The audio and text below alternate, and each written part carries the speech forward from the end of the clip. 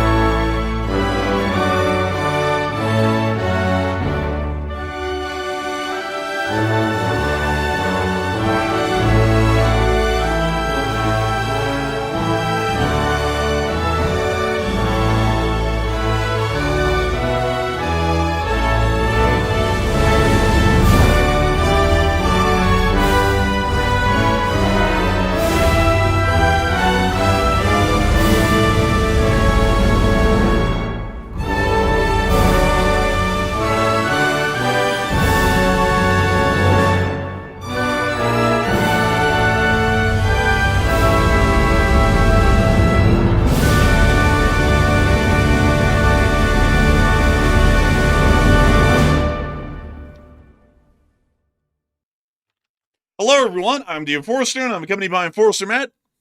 And good evening, folks. It's Enforcer Matt, and welcome back to day 1548 of the War News stream. And tonight we have more large news yet again. Right now, we're seeing that Russia is currently under a large-scale drone assault, including Moscow yet again. We're currently getting the initial videos of it, but it is ongoing as we're streaming right now. We're also seeing that Ukraine's preparing a preemptive strike on Belarus, apparently, according to Zelensky, and that's a pretty big one as well. And also, another very big story, Putin is now forward deploying active nuclear warheads to Belarus in an unprecedented move. And we have a lot of news also out of Iran too, but mainly out of Russia and Ukraine. But it's good to see you all once again. And of course, we're going to be covering the past 24 hours of the news from around the world, as we have been able to hear of significant developments today within the war in Ukraine in particular, and also from around the rest of the world, also including the Middle East. We have been able to hear as of this moment right now that significant drone attacks with around 300 Ukrainian drones involved at this moment are being conducted within the Russian Federation. So far, significant hits have been seen within major cities throughout the country, specifically around the area of the Volga River, while simultaneously, a large number of Ukrainian drones have also been spotted and identified around the Moscow air defense perimeter on its very outskirts. This comes at the very moment in time that the Russian Federation is currently conducting its nuclear readiness drills throughout the entirety of the country, with the announcement coming out today that the Russian Federation has forward deployed nuclear warheads into the Republic of Belarus as a part of these drills, leading to significant concerns that this may be some sort of a development by the Russian Federation to be able to excuse the forward deployment permanently of nuclear weapons inside of Belarus. At the same time, the Ukrainian Armed Forces and the government of Ukraine has started to give specific threats to the Republic of Belarus about their possibility of joining the war in Ukraine, stating that if it does appear that the attack attacks are imminent by the Republic of Belarus or on the soil and territory of the Republic of Belarus against the armed forces in the state of Ukraine, the Ukrainians will conduct preemptive strikes against the Belarusians to be able to try and throw them off kilter and possibly even counterattack to completely wipe away any attacking force before it gets the moment of opportunity to strike against Ukraine.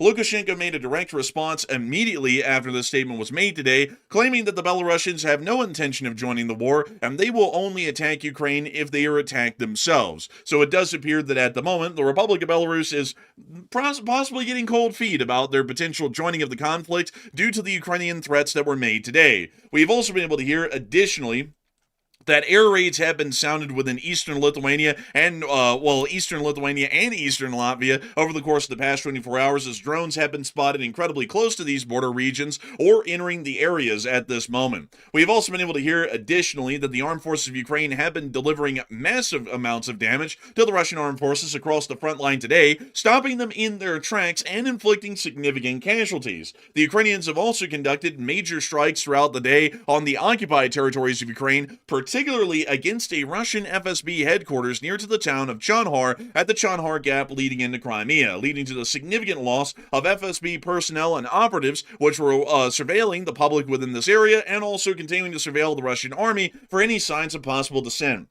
We've also been able to hear, outside of all of these major bits of news in Europe, that the United States president is now announcing the redeployment of 5,000 troops that are now going to be sent to Poland after 5,000 troops had their deployment canceled just last week. We have also been able to hear that the Secretary of State will be arriving in NATO, to the NATO headquarters in Brussels in Belgium, to be able to talk to the heads of the NATO alliance and to be able to talk about further developments moving on from this point forward. We've also been able to hear, additionally, within the Middle East, that the United States and the Iranians are continuing to deliberate the peace deal, which appears to be going about absolutely nowhere at this moment. We have also been able to hear indications over the course of the day that a peace deal was incredibly close, if not right around the corner, and as the day continued to unfold, the reality of that situation started to unravel, and now we understand that at the moment we're on air, a peace deal is about as far away as it could ever possibly be in the current scenario and in the given moment in time. We've also been able to hear of significant actions that have been made today within the area, showing that the United States may be preparing for an armed conflict with the Islamic Republic of Iran within the near future, but once again, that is largely just playing it as it goes over the course of the day.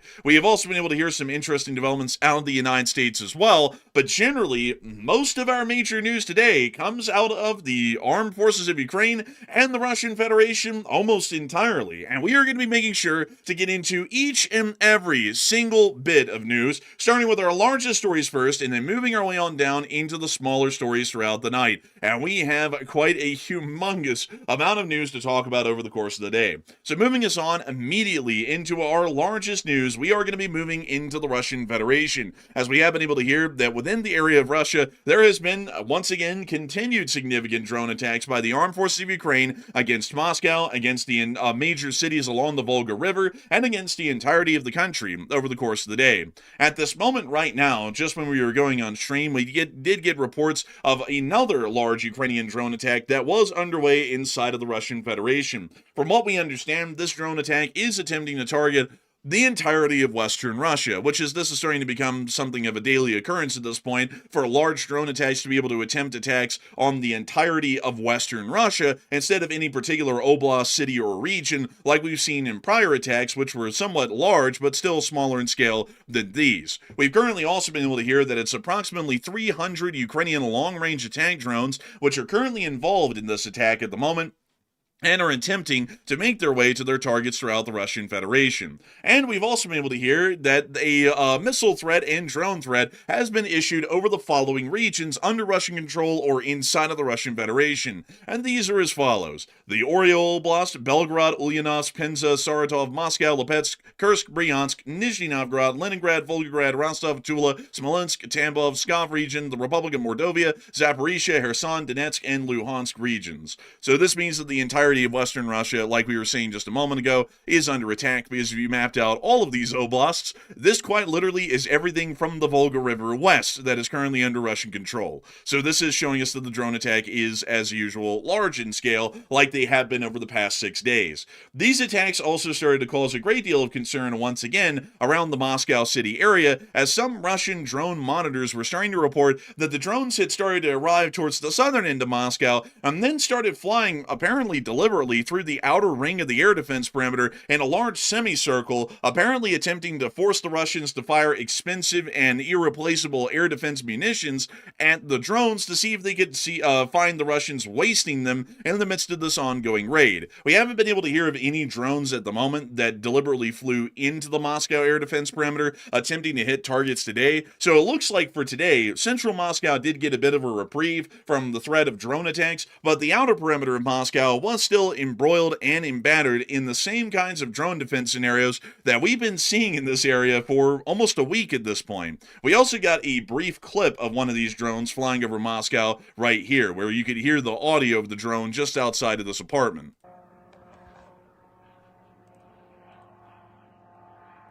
And we can hear it. Man, this dude over here is chilling. Bro, he just sitting there, barbecue sauce and all. Bro, like he's just like. That caught me off guard, man. I looked up and I saw that dude in that chair. I was like, what am I looking at?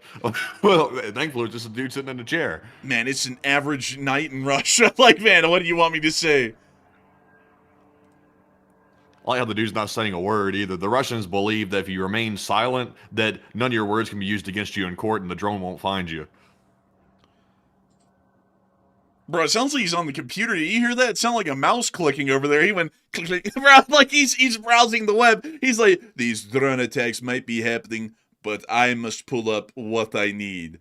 Who knows what the hell that is? I mean, he's shirtless. But outside of that, and then they dropped the phone at the end. So really just a confused group of people here in Moscow. Yeah, apparently they got so scared that was filming it, they just dropped dead, apparently. They just, like, fell out like they fainted. they were listening to the drone, and then in the end they went, oh, and then just dropped the phone and dropped dead. I guess, I don't know. Kind of a little weird, but moving us on from that, the drones then circled, at least this part of the attack, circled around the outer ring of the Moscow air defense perimeter where the S-300s and the S-400s are at, and then started to make their way towards their actual targets, which were within Yaroslav and also within the town of Dubna. Dubna has had a couple of confirmed hits, meaning that technically there was an attack on Moscow today, but I have to say in very strong emphasis, the Moscow Oblast, not Moscow City. But we did get to see the smoke rising from the town of Dubna after the attack, clearly confirming a direct hit by a Ukrainian drone somewhere within the area. Interestingly enough, this was also filmed over the reservoir that's in the central area of the town of Dubna.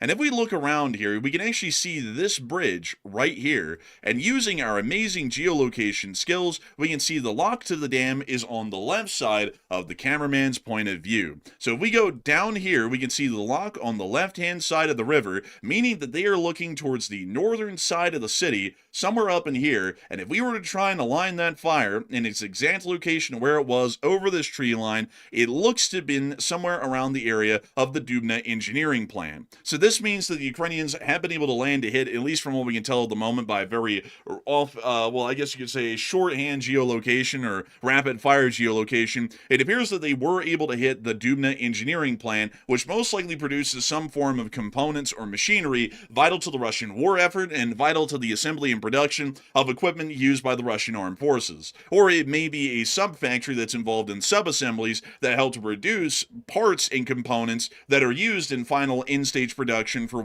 Russian war equipment as an extension of the Russian war industry, making this a legitimate military target by all extensions. We've actually seen the city of Dubna hit before, and I believe the last time we saw it get hit, it was actually around this specific facility down here, which I believe, if I remember our research from last time being correct, is a drone factory of some sort, but there was a larger warehouse-type building within the city of Dubna that had been hit prior. Actually, no. Correction, it was actually this building right here. here, the one with the helipads and also the shelter right next to it. This is actually the building that they hit last time, right just north of the Dubna engineering plant. So they've either hit the drone factory within this area, literally across from the engineering plant, or they hit the engineering plant itself. Both of them are probably involved in the production of Garan 2 drones that are used by the Russian Federation and their long-range attacks against Ukraine. Further than that, we've also been able to see that continued drone flights were made past Dubna and towards the town of Yaroslavl. Footage was made along the way, letting us hear these drones making their way into the city of Yaroslavl, which we can hear right here.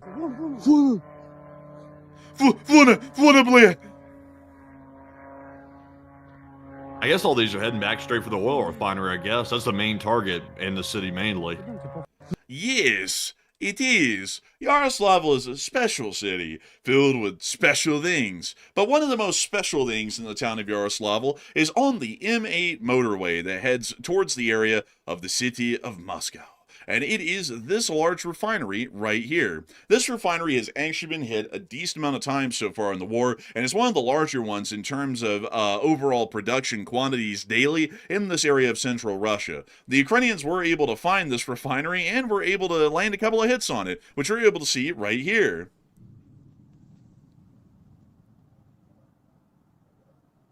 So to give you all a little bit of an indication here, because we were able to do some rough geolocation on this person is somewhere within these Khrushchevkas right around here, around Arena 2000, and they are looking southwards down the M8 highway and towards the area of the refinery. The refinery is obscured in the point of view from the camera person because of these forests that are in between the camera person and the refinery, which is blocking the base of the fire from visibly being seen in the footage, but it is confirming that the actual refinery, I guess you could say subcomplex of the oil refinery has been directly hit and damaged as a result of this attack. We also were able to see in another clip as well what appears to be some Russian oil workers around the area of Bliet.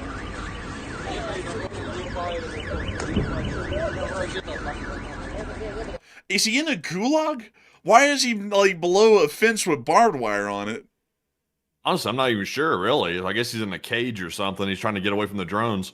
Man, bro, he said, I'm in Vorkuta Gulag. I mean, and we just heard a drone blow up. Man, I gotta say, they're really letting the rules lax in the gulags. They're letting them have the phones in there these days. I remember back in the day, they didn't allow that kind of stuff. We also were able to see another clip from the attack in Yaroslavl. This one only let us hear the sound of the blast. It didn't let us visually confirm the location, but we've already done that in a prior clip, so really no point in doing that a second time. Let us listen. Over, блин! Up to your mind. Well, quite a large attack, I'd have to say, at the minimum. And it does appear that the Ukrainians are really laying down a significant amount of damage at this point within the area surrounding the periphery of Moscow. They hit the Yaroslavl refinery a second time over the course of this week, and they've now also hit the drone manufacturing and engineering plant and the city of Dubna, meaning that they're already causing significant economic damage to the Russian Federation, and not only that, they're also causing war industry damage to the Russian Federation as well, and decreasing their ability to produce wartime components and also equipment for the Russian Armed Forces. We've also been able to hear that at the same time, a lot of people are also talking about the significant involvements that we've been hearing of the Russian Armed Forces throughout the entirety of the Russian Federation. I'm sorry, folks, I'm trying to take a minute here because I'm trying to understand something that just came through at the moment. But moving us on from that and down to Kostovo, we also have been able to confirm that there were major hits in Kostovo as well around the roundabout inside the city. It does appear that this was another attempted direct attack on the refinery. Unfortunately, this one did land short and landed near to the roundabout, near to the refinery.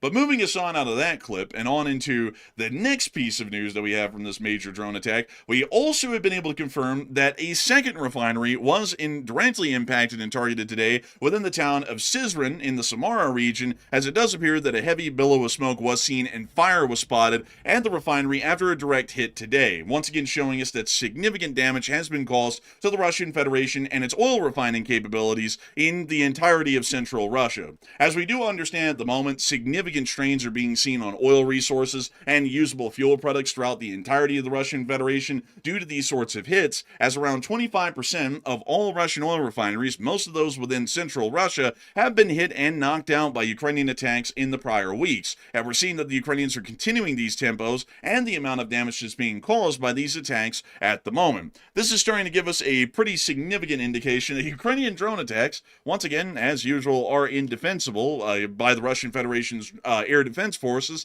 And secondly, the Ukrainian armed forces are continuing to rake up a significant amount of economic damage against the Russian Federation, which is starting to have a considerable impact on the Russian government's ability to fund and continue the conflict, and also for the Russian Federation to be able to see that their country can survive in any meaningful form longer than the Ukrainians can in the current conflict. Right now, a lot of people have also been hearing that in the midst of this attack, there has been an ongoing nuclear drill that was conducted by the Russian Federation over the course of this day, and we were able to see some footage that was published by the Russian army showing some of these nuclear readiness drills that have been conducted across the entirety of the country. This is generally an annual exercise that is conducted by the Russian Army, Russian Air Force, and Russian Navy to ensure that all nuclear arsenal and defense components are operational and are able to execute their duties if required by the Russian government in the event of a nuclear attack or in a nuclear first strike, which is a slight possibility in the modern day. And we can actually see some footage coming out of this nuclear drill over the course of the day.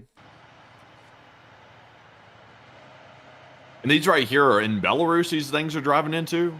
No, these clips are actually from across the whole of Russia. Aha.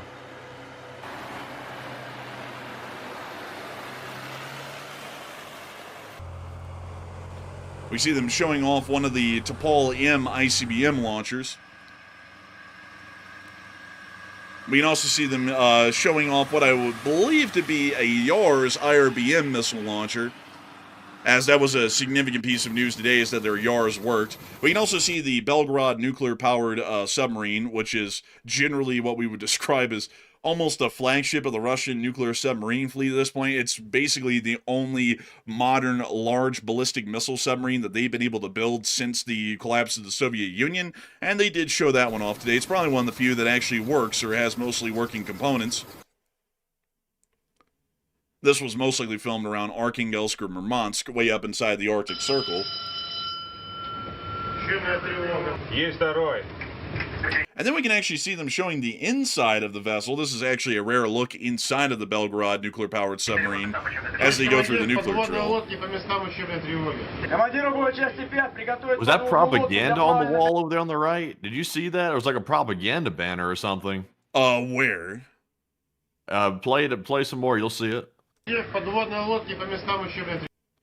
Right yeah, there on the oh wall, my it's like God. a propaganda banner. They literally took room out of the side of the wall to add like a banner. Who the hell is that on the picture over there? Like somebody from the Conquistador days or something? Who is that? That's Tsar Pyotr, who was Peter the Great, as they call him in Russia. He was the guy who pretty much made Russia into anything that had a chance in the modern day, because he tried to westernize them and modernize them as much as he could, but it didn't really do a lot for him in the long run, because they still ended up lagging far behind any of their European counterparts, even with all the efforts that he made to try and modernize the Russian Empire.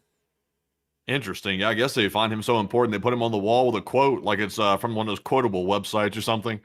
Bro, I wonder what the quote is, honestly. That's probably a good question. Bro, it's probably a quote like something like, "The submarine force is one of critical strategic importance to a modern Russian state." And then he put dash Tsar Peter. Problem is they didn't have submarines in Tsar Peter's time, so I doubt that he said that. But, you know, maybe that's the quote. Who knows?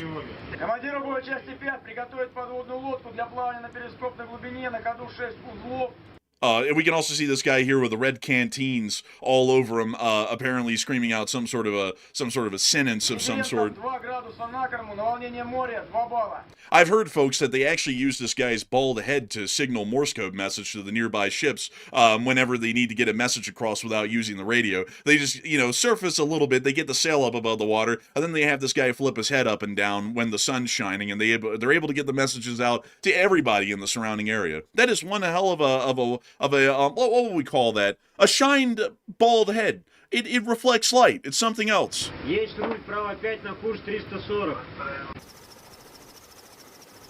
Also got to say, it's kind of a little lame, to be honest with y'all, that they conducted this nuclear drill with the submarine surfaced basically right outside of the naval wharf that it operates from. This is maybe like 10, 20 miles away at best. So they basically went on a boating expedition today on the Belgorod just to go out about an hour away or so, do this little drill, and then sail back. I would have to say, folks, I think this is showing that the Russians are not extremely confident of the submarine's capabilities, because usually with a nuclear drill like this, at least if we're talking about the U.S.'s end, our submarines are usually somewhere almost on deployment or any deployment when they're conducting a nuclear readiness drill like this. So the fact that it's only left the wharf maybe 10 miles away out of view, it's not really looking like they have a lot of confidence in their new submarine. They're probably worried Ukraine's going to hit with a drone if they take it out here too far away, so they're probably trying to keep it near some of those janky air defenses they have set up. Oh, dude, that's actually a good point. Yeah, that actually might be the reason. We also see them showing off some other Russian surface vessels that are conducting the escort for the nuclear submarine. Definitely not meeting Tier 1 EPA regulations, that's for sure. Oh, yes! There it is! The town of the town of Arkhangelsk.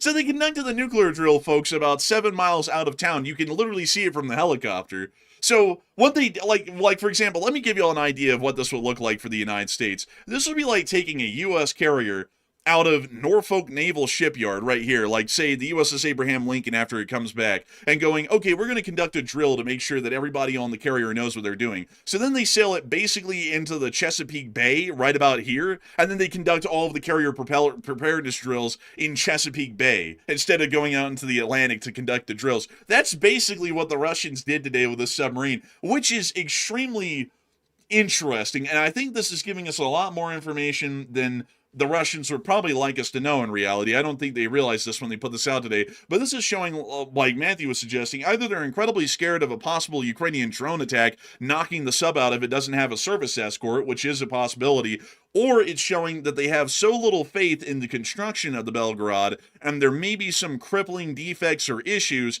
that they're not willing to actually submerge the sub at a significant distance from shore because they're scared that the vessel might not ever resurface, or it may run into some sort of catastrophic mechanical failure where it's no longer able to properly function, and now it may be far away from possible rescue. Because something about this, the fact that it's quite literally just outside the port, it's basically showing, at a minimum, that they have some lack of faith in, or confidence in their submarine for some reason that we don't really know of yet, but still a very telltale sign of that fact. We can also see the clip continuing as they show off more of the Belgorod. We can also see them showing off some of their Russian Doomsday aircraft, which are based off of the Il-20 Coot, by the way. Some of y'all might be thinking, that looks kind of familiar. I mean, it does. Oh my goodness. Would you look at that? Would you? Matthew, do you know what that is? It's a janky-looking ship. It's the Slava! It's the Moskva! It's the Moskva sister ship, actually. Aha, I guess so. It does appear so. And we see it also sailing out as well. We can also see them showing off some of their new surface combatants, which are not really that impressive. And there goes the Slava. I'm not gonna lie, folks, that's like seeing a ghost, because the Moskva, as many of y'all will know, has been at the bottom of the Black Sea for about 4 years at this point, because it was sunk by the Ukrainians in May of 2022. This is quite literally, by all extensive purposes, a exact carbon copy of the Moskva. If I'm not mistaken, the flagship right now of the Arctic or the Baltic, well, actually it would be the Arctic fleet, is the Slava itself, which is the namesake of the entire class, which would be this one right here. And if that is the case, we're actually seeing that the Russians are whipping out the Slava class cruisers like they still have a chance. We already saw that the Ukrainians were able to knock one out with 2 Bayraktars and a couple of Neptune anti-ship missiles. So I'd have a feeling that this one, competency-wise, is probably about that well off. But it was just safe for certain. Maybe it's got an ace up its sleeve. But we can also see the continuation of the clip as well, showing the vessels going underway to sea to join in as a part of the nuclear readiness drills. And we also see another Russian corvette this one of an older design as well. You can always tell, folks, the older designs of Russian vessels because they usually have these sort of anti-ship missile pods that they built near to the bow of the vessel. The Slava class also has its own variant of that, and these usually indicate the much older designs of vessels that were made during the Soviet era. You see them showing the calm seas. The only thing calm at this point in Russia are the seas. Oh, I gotta tell you, folks, it's a real treat. It's a real treat. You see, in China, they call these the Type 94 Jin class. In Russia, I believe that these are the Delta 4 class, if I'm not mistaken. But these are also another ballistic missile carrying nuclear-powered submarine of theirs in their arsenal. These are a lot older and are generally from the Soviet era. All of them are. Most of them were commissioned in the late 1970s and the early 1980s. And a lot of these subs were actually mothballed after the collapse of the Soviet Union and then reinstated or recommissioned during the late 2000s and the early 2010s. Because of the fact that they were mothballed for about 15 years or so on average, it's believed that a lot of these submarines may not have operational components because either the Russian Federation didn't have the industrial capability to replace worn-out industrial components and machinery on board, or the vessels generally lack the requisite funding to be able to get the systems operational, even if the industrial base exists. The reason why we believe that, folks, is because the Moskva, it turns out, while afloat and operational and looking like it was perfectly fine on the surface, when it was sunk in 2022, it turns out that most of the critical operational systems and most redundant systems on board were not operational due to a lack of funding or a lack of an availability to source the parts that would be needed to replace the ones that had broken down while it was mothballed.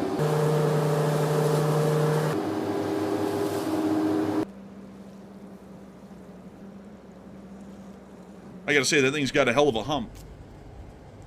I also see them unrolling the canvas. I'm not gonna lie, these guys look like absolute goofs in this uniform. Like, they're wearing the leather belts. Bro, these guys look like Chechen separatists. They don't even look like they're in the Russian army. Yeah, honestly, I kind of do. Man, honestly. We also see them loading it. It is actually a Kinzhal hypersonic on a MiG.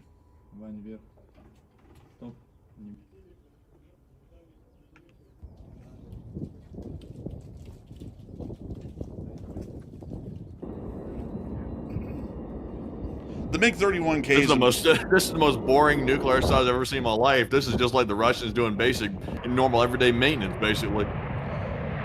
It's a little bit boring, but still showing us a lot of their nuclear capabilities, which, to be honest with y'all folks, aren't really looking too good at this day and age.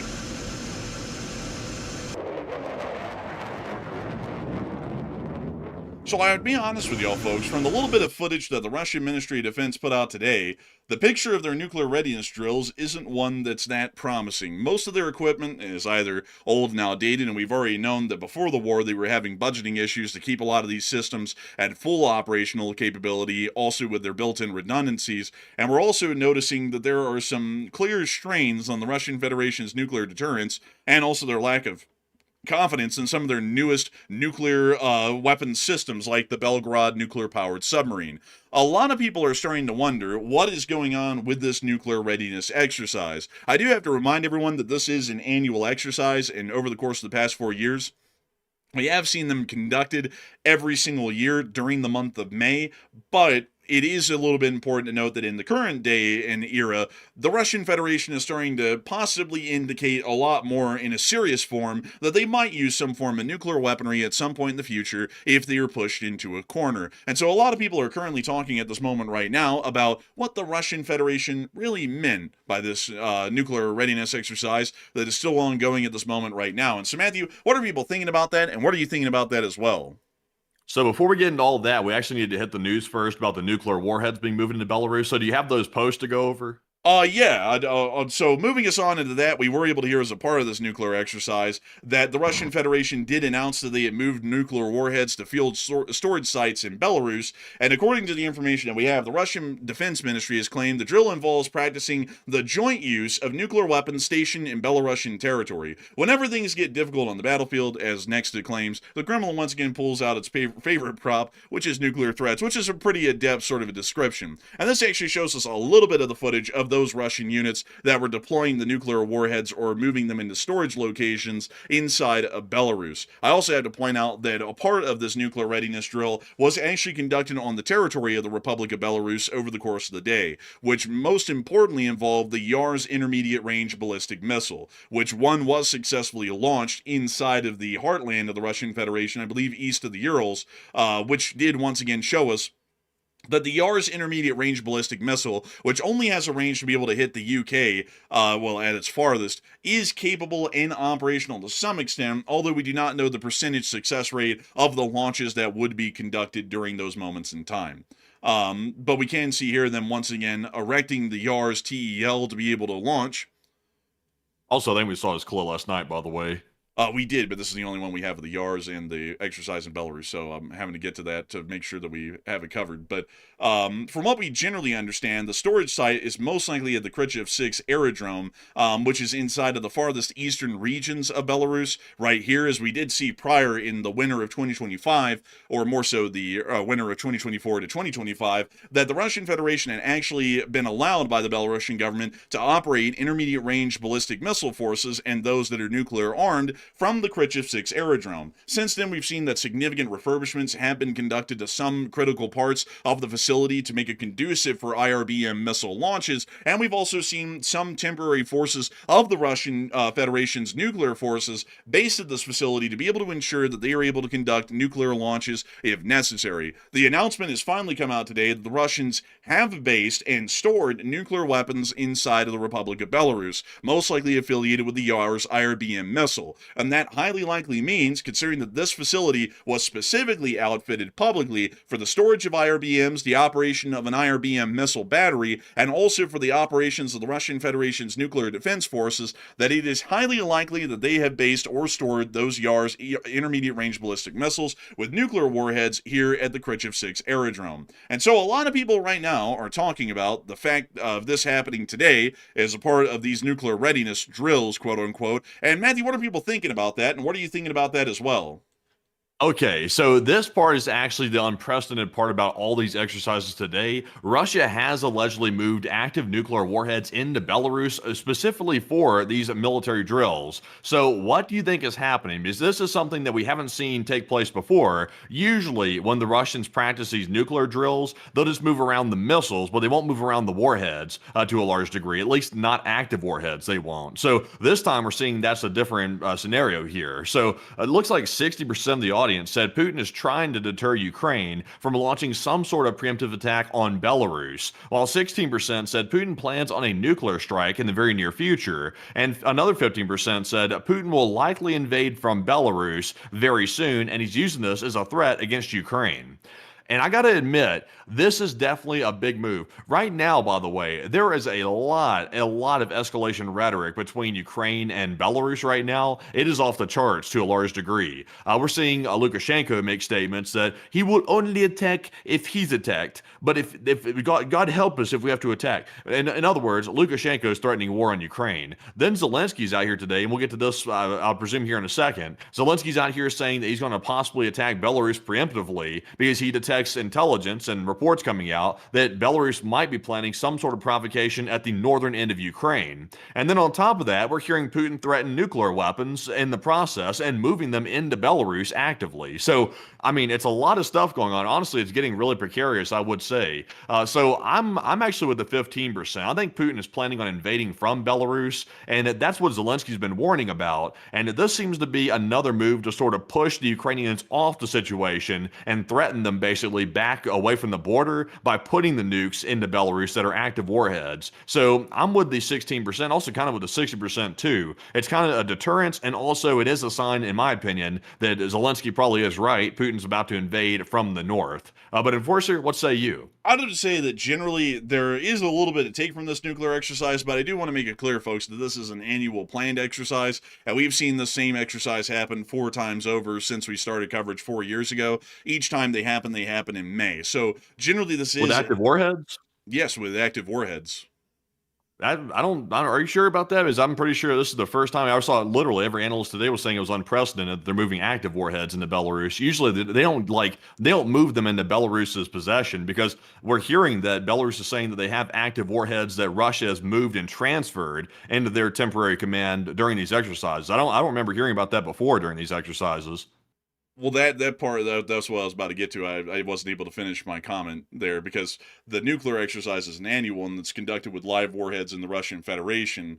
But this is the first time ever that they've deployed nuclear warheads to Belarus, which was just what I was about to get to in answering the poll to say that this is actually somewhat exceptional and outside of the norm. So getting back to the answer here, it does appear that generally that is something that is exceptional. The fact that they are deploying nuclear weapons into Belarus at the moment, but let me restart this all over again, folks, because I'm sorry I got kind of thrown off kilter there because I was trying to work on the monologue there.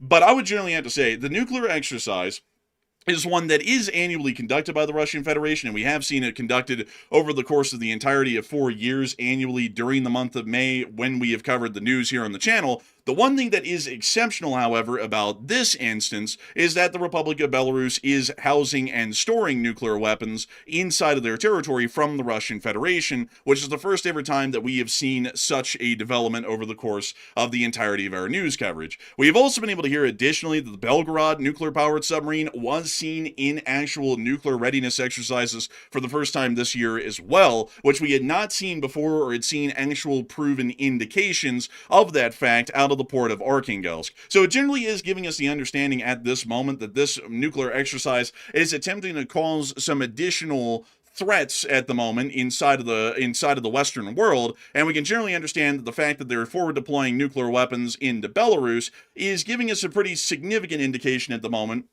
that the Republic of Belarus is supporting the Russian Federation's ability to start forward deploying nuclear weapons and cause a even more significant threat of nuclear threats and the lack of a possible fast response to first attacks by the Russian Federation against NATO. We also understand that the Belgorod nuclear-powered submarine and its use in deployment today in the nuclear exercises are most likely also attempting to reach that aim as well and possibly even threaten the United States, as the Belgorod nuclear-powered submarine can carry ICBMs on board. So I hope that does address that the best I can, at least in my opinion, because I'd actually have to say that I believe that it's more so a deterrence against NATO than anything, because the forward deployment of tactical nuclear weapons in Belarus doesn't really do much to change the situation for Ukraine. The launch of a short-range or an intermediate-range ballistic missile from the current existent territory of the Russian Federation into Ukraine, whether it's launched from Belarus or Russia, would take about the same amount of time, but we do understand at the moment that the difference here is that an attack could be launched on NATO at a far faster rate and at somewhat greater distances than we've seen so far, which now include the United Kingdom and Ireland, which generally were almost out of IRBM range if we were excluding the Republic of Belarus as a territory that was able to field and operate intermediate-range ballistic missiles from their territory. So that generally appears to be the case, in my opinion, and I think this is continuing on with the Russian Federation's aggression and growing anger against the West for their continued support to the armed forces of Ukraine and the Ukrainian government, which has started to cause significant issues for the Russians in the current present day and age.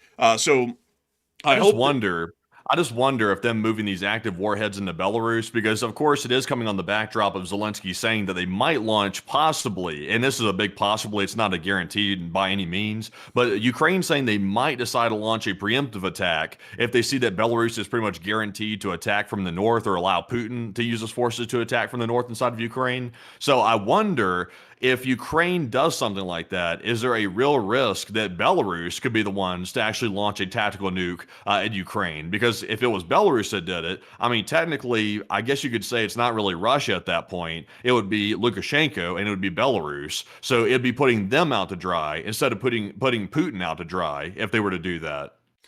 It's possible, but that would generally be a violation of the nuclear non-proliferation treaties, which could open up a possible justification for war by the European states in NATO against the Republic of Belarus for being in the illegal possession of nuclear weaponry. Or that could start to create a significant international diplomatic fallout to where you could start to see significant forward deployments of nuclear weapons from the Republic of France or the UK directly on Belarus's borders or Russia's borders, considering that they would have had to have provided those nuclear weapons to Belarus, and that would start to increase the chance of an all-out tactical and then strategic nuclear exchange, which probably wouldn't be in the long-term benefit, at least at the moment in strategic planning, for the Russian Federation or the Republic of Belarus.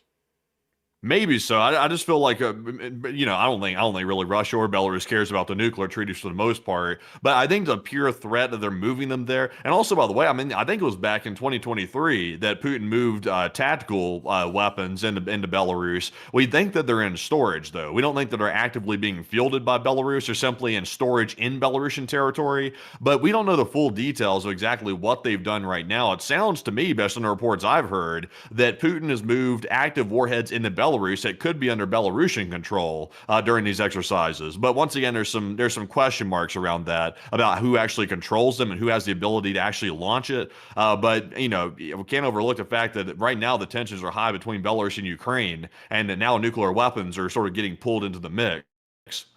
It certainly does appear to be quite concerning, and we'll have to make sure to try and keep an eye on it and give you all any updates that we can on the situation as it continues to unfold. But moving us on out of that news, we were able to hear that at the same time today, the Ukrainians, through the president of Ukraine, Volodymyr Zelensky, have once again issued a direct statement about the possibility of Belarus being joined into the active conflict against the state of Ukraine on the side of the Russian Federation, and have directly warned that if they believe that such an action is imminent, they may even conduct preemptive strikes against the Republic of Belarus for those actions. We did get to hear that Lukashenko then responded today that Belarus will only enter the war if they are attacked, which appears to have been some form of a response after Zelensky's speech to try and start backtracking possibly off of the ever-present threat that the Ukrainians could try and conduct a preemptive attack against the Republic of Belarus if they believed that a war was imminent.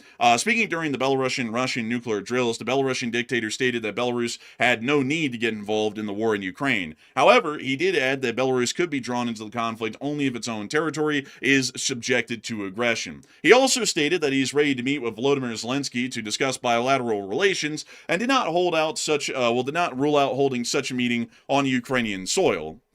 So this could be there's a lot to take from this, and there's different kind of understandings that people have had and opinions on this. But two of the most prevailing ones that we've seen today is that this is either Belarus trying to lay out some form of a possible casus belli by conducting a false flag attack on their territory, which would then give them the justification publicly to join into the conflict against Ukraine, or this is more so Lukashenko trying to back off after the Ukrainians have made it clear that they'll start to lay waste to Belarus if necessary to be able to try and decrease the tensions. And considering the fact that this news came out at about 6 a.m. in the morning today, local time here in Utah, and the speech from Zelensky where he threatened a preemptive attack against Belarus came out at about, I think it was 2 or 3 in the morning local time here in Utah, so about 3 or 4 hours before this statement came out, it appears that this was most likely the latter, in that Belarus was backing off and trying to lessen the tensions between Belarus and Ukraine due to the threats that Ukraine made that if Belarus joins into the active conflict, the Ukrainians are going to start laying waste to the Belarusian Armed Forces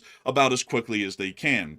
This is also giving us an understanding that Belarus's position may be incredibly difficult at this point in time in terms of diplomacy and foreign policy, because the Russian Federation may be putting significant emphasis on their government, which we're largely understanding at this point, to be able to enter the war or to support a Russian attacking force from their own borders somewhere within the northern area of the Ukrainian border. These attacks, by the Ukrainians' claims, would be attempting to reach the Chonhar area or the Sumy Oblast, meaning that most of the attacks would be originated and conducted from a basing area inside the city of Gomel within the Republic of Belarus. We're not entirely sure how much success there's going to be on executing that plan because of the fact that the Russian Federation and Belarus now seem to be in a bit of a quagmire where Belarus may be trying to back off of the support for the Russians launching an invasion from Belarusian territory, or we may be seeing that Belarus is trying to lay out a possible justification for a future false flag to try and get involved in the war and make it seem like it was a decent explanation or reasoning as to why. But a lot of people are currently talking about this right now. And Matthew, what are people thinking about it? And what are you thinking about it as well? Okay, so out of all the stuff happening with Belarus, what do you think is going to happen with it? It looks like generally people are pretty much split on this issue. 40% said war is likely coming between Belarus and Ukraine, while 37% said nothing will probably end up happening, and 16% said it seems like the usual, or it seems like unusual tensions actually. And of course, we do know that over the course of the several years the war's been running, that Belarus has always been the lapdog to Putin. So there's always been natural tensions because of that. And of course, sometimes Lukashenko visits Putin, sometimes Putin visits Lukashenko sometimes. There's clearly a strong relationship there.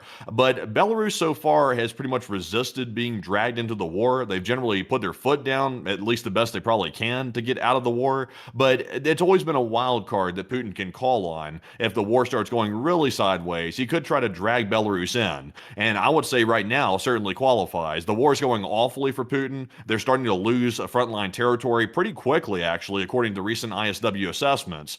And I think that they're starting to get so desperate they might have to call Belarus in. That's their wild card they've been waiting on. And I think that now might be the time. So I'm with the 42%. Zelensky's been warning about it. It seems to be possibly plausible and logical that they would drag Belarus in because they're getting desperate. So I think that war might be coming, actually. But I think, though, it's probably not going to be the Belarusian military launching the attack from the north of Ukraine. It'll probably be the Russian forces launching it from Belarusian territory. But I mean, that's de facto dragging Lukashenko into it. That's basically dragging Belarus in anyway. So it's probably going to be Russia doing it from their territory. But Enforcer, what say you?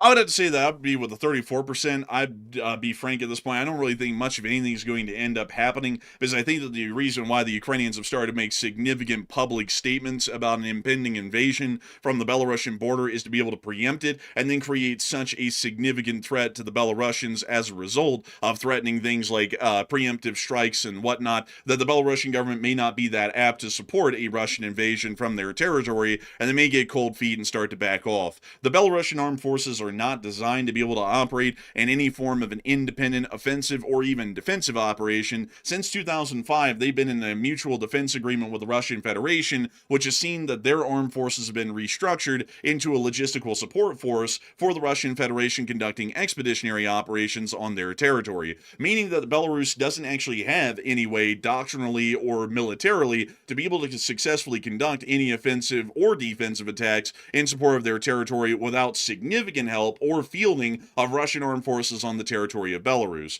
The fact that Belarus also has to be willing to give permission to the Russian Federation to conduct an attack on their territory, because while Belarus is a Russian puppet, they still have to give that form of authorization.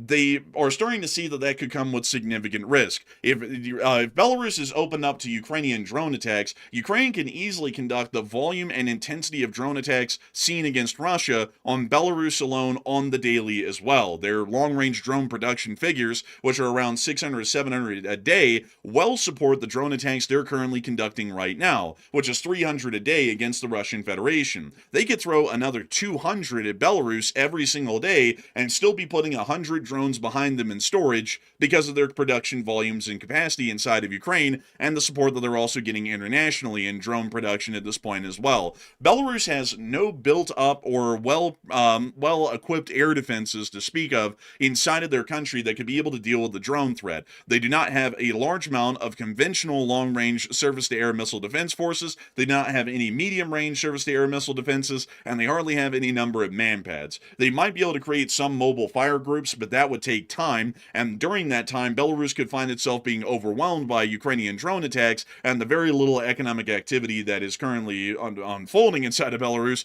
might come to an end very rapidly if the Ukrainians start to hit strategic and significant industries within the Republic of Belarus, meaning that they But might you forget, but you forget though that Putin has so much air defense around his mansions. He could always spare some of those mansion-based air defenses for Belarus. Like, surely he would give up some for them, wouldn't he? Oh, sure. Nah. I'm like, nah, he's not giving up any of that. Man, he won't even give the air defense for his own people. He's definitely not giving it up for Belarus.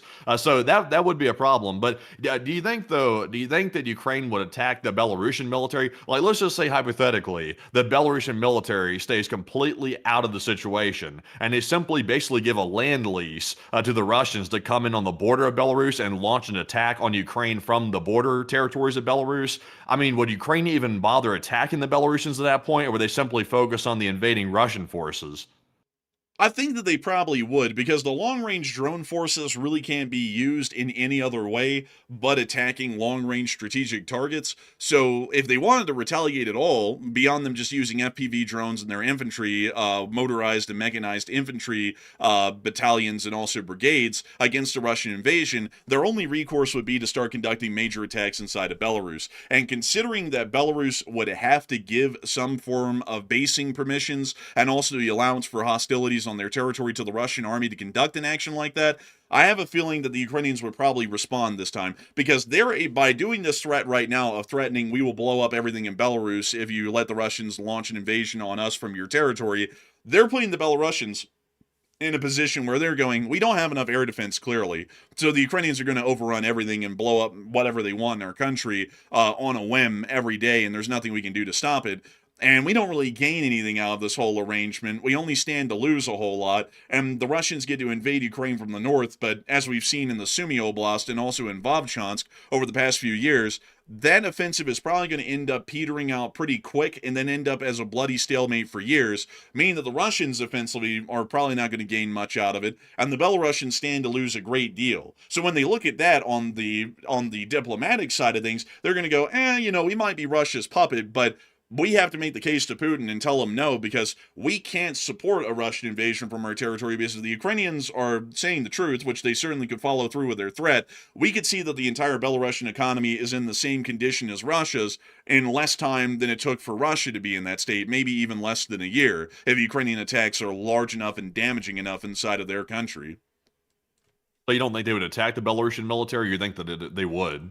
I would say that they would, because that adds a lot to the threat right now that gets Belarus hung up in the diplomatic phase to where they're possibly allowing Russia to conduct attack from their territory, and now they're going, that might not be a good idea. I wonder if Belarus has control over nuclear weapons, like regardless of the treaties, because I doubt Belarus and Russia really care about treaties at this point. They pretty much violated every treaty under the sun at this point. If Belarus has some of those nukes under their control, I mean, that could be a very complicated aspect of this problem right here, because if Ukraine launches a strike on Belarus, I mean, they could use that as a justification to launch a nuke at Ukraine at that point. So that's the big question mark. Do they have nukes under their control? Are they able to launch them? And are they willing to launch them, possibly? Maybe, but I would still feel like that'd be a little bit of a stretch, because if Ukraine is not physically invading Belarus, there's really no way for Belarus to say there's an existent threat to their state to justify a defensive nuclear strike on an enemy country, because they're not physically being invaded, which is one of the critical components of an existential threat to the state, is that the state is soon to cease to exist because it's being invaded by an enemy force, and it literally will not exist tomorrow. The Ukraine just slamming them with hundreds of drones on the daily and rendering their economy to rubble, that isn't really an existential threat, because the state technically still exists. It's just that they don't really have a lot to get tax revenue from at that point. So I would say, and also on top of that, Belarus using a nuke, that could have a lot of bad consequences. Like, for example, what did the French decide at that point? That the situation is getting bad enough that they launch a warning shot nuke into Belarus as a response. And Belarus might think that that's a legitimate concern as well, because the French nuclear doctrine is that if they believe that there's any sort of an existent threat to their state, they can fire a warning shot nuke to give the other side a fair warning that things are about to get nasty if you don't stop, and this is only a taste of our kind of power that we could throw at you. And at that point, I think that the situation would start getting so unstable in Europe, France might actually consider some sort of a warning shot nuke at that point against Belarus, especially considering that Belarus would technically be at that point a rogue nuclear state. Maybe. I think you got more faith in NATO's response than I do, because, they've said for a while that if XYZ happens, they'll get involved. I mean, France has made a lot of statements saying they're going to get involved. They're going to do X, Y, and Z. They're going to possibly send troops in on the ground and stuff like that. And they've made a good show of it when it comes to statements, but they really haven't followed through with pretty much anything they've ever said when it comes to helping out Ukraine, except for sending weapons. They have followed through with that, but also the U.S. has to a large degree until recently as well. So I don't know what kind of response we'd be looking at. They could shock the NATO alliance so badly that they're kind of frozen, possibly, because nobody really expects anybody to actually follow through with a nuclear threat. So I'm not totally sure how they would respond. Really, I'm not totally concrete on that. I would say that this one would probably be considered a do or die by the French, without question. I don't know about the British. The British might be up in the air on it, but the French would probably consider this a do or die. Because think about it. Belarus now has nuclear weapons, clearly in violation of international treaty. So by all definition, they're now a rogue nuclear state. In that hypothetical scenario that you're explaining, they now have shown that they have more than a willingness to use a nuclear weapon like that against anybody who poses even a minimal threat to Belarus, because Ukraine isn't posing an existential threat to the state by just conducting large drone attacks on Belarus daily. So that threat didn't at all meet any threshold for any reasonable person or government in the world to justify the use of a tactical nuclear weapon. So now Belarus is in the illegal possession of nuclear weapons. They just used one of those nuclear weapons, and now they can use that nuclear weapon against anybody else, however many they have left in the area, if they pose even a slight threat to the Belarusian state. So at that point, France will probably be going, this is becoming quite concerning, especially if they have IRBMs. They could fire one of those at us, and we're not going to be able to respond, possibly. They could hit Paris in minutes, and then most of our responsibilities would be knocked out because the French Ministry of Defense has been destroyed, and the office of the president might be dead as well. So then they might think, we might need to fire a warning shot nuclear weapon into Belarus to give them a clear warning that if they continue on, we're going to destroy them. And I would feel You like see that, a warning shot nuclear weapon. You say I'm not sure there's such thing as a warning shot with a nuclear weapon. I think once one of those fired, it's over with. well, the French nuclear doctrine has a warning shot clause within it. The French are wilding out. I've never heard of a nuclear warning shot. That's a interesting concept. Oh, I mean, it's in the French nuclear doctrine. That's what they say. They say if it ever gets concerning enough, they'll fire, like, they won't fire it into a place like Minsk. They'll usually, like, the plan for them would be to fire it into a place that doesn't cause a whole lot of damage. And then, basically by that showing, we can fire a nuke, it will hit, and the next time, it's not going to be on nothing, it's going to be on something actually important, like a major city or an army group. So, think wisely, because time's running out. That's what the French warning shot equates to in their doctrine of how it would end up being used. So there is always a possibility if the French feel concerned enough or scared enough, that could happen, especially in that kind of a scenario, which would be unheard of in modern history. That might be one that would justify them using a warning shot like they have in their nuclear doctrine. But moving us on out of that and out of Belarus, we have also been able to hear that over the course of the day, there has been some air alerts issued within the areas of eastern Latvia and also northeast Lithuania, which we were able to hear of both over the course of the day. These were both caused by possible drones entering the airspace, and we did get to hear that NATO Baltic air policing was mobilized as a response, but we didn't hear of any shoot-downs or any drones that actually entered these areas at any point in the future. We've also been able to hear that the president announced today in Poland the following. Based on the successful election of the now president of Poland, Karol Nawrocki, who I was proud to endorse in a relationship with him, I'm pleased to announce that the United States will be sending an additional 5,000 troops to Poland. This came just a week after, by the way, he canceled the deployment of 5,000 troops to Poland. So he canceled the deployment of 5,000 troops to Poland, and now we're deploying 5,000 troops to Poland. So this is quite literally just a reversal on the troops that we canceled the deployment on just last week. So it's not growing our force by any means inside of Poland. It's actually keeping the force size the exact same as it was literally a couple of months ago, because we canceled a deployment of an entire 5,000 man brigade, and now we're redeploying a 5,000 man brigade into Poland. So not really changing much of anything in the strategic outlook. We've also been able to hear that the Secretary of State is going to be talking to NATO here within the near future, as the U.S. Secretary of State will meet NATO allies on Friday for the first time since the president called the alliance into question due to divisions over the Iran war, and Washington announced plans to pull 5,000 troops from Germany. Before leaving for a meeting of NATO foreign ministers in Sweden, the Secretary of State said the president was very disappointed in alliance members who had not allowed the U.S. to use bases on their territory for the war, singling out Spain in particular. You have countries like Spain denying us the use of these bases. Well, then why are you in NATO? That's a very fair question. That's a great question. Why in the world does the U.S. not allow Spain to have a base in Florida?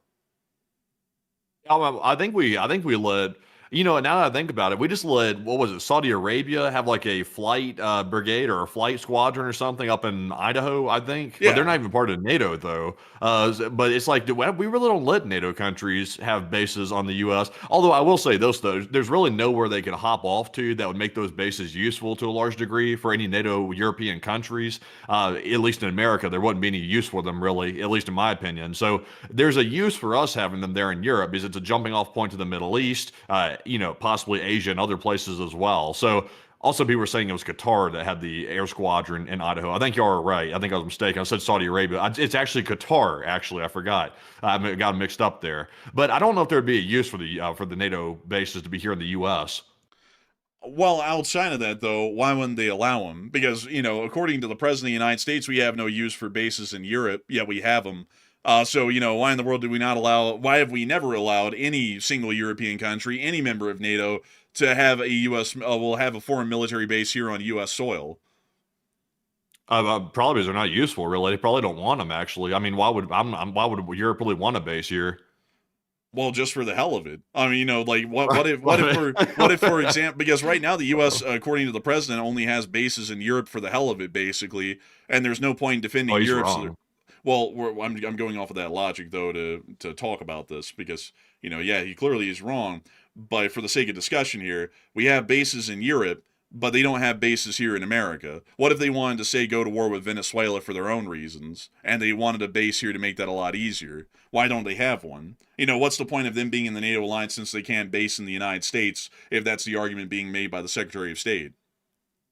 I mean, yes, their argument has no merit. That's why it's insane for them to even make that argument. The U.S. Clearly has a reason to have bases in Europe. That's a jumping off point for the Middle East. And since the U.S., we can't get ourselves out of the Middle East because we have to constantly fight there for whatever reason, then, we have to have bases there. But there's no reason for Europe to have bases in U.S. There's no strategic reason for it. And also, I don't think Europe's even asked for bases here because like I said, they don't really have a reason. So, you just can't put any stock into the arguments coming out of the president's office right now. It doesn't make any sense. Well, yeah, that's what I'm trying to point out is that it doesn't make a lot of sense. So moving on from that, I'm agreeing. Well, I mean, it's just kind of weird because you sound like you're disagreeing, but you're agreeing, and I'm kind of getting confused with where to go. But anyways, with that, we are going to be moving on out of that bit of news in Belgium, and we are going to be moving on into the United States because we actually have some news to cover over here. But before we do that, I do have to say a humongous thanks to each and every single person who has been watching the stream so far tonight, because tonight, at the peak of the stream, we've had 15,500 people here, and 63,000 people have watched the stream up till this point of an hour and 10 minutes in. And I got to say that we're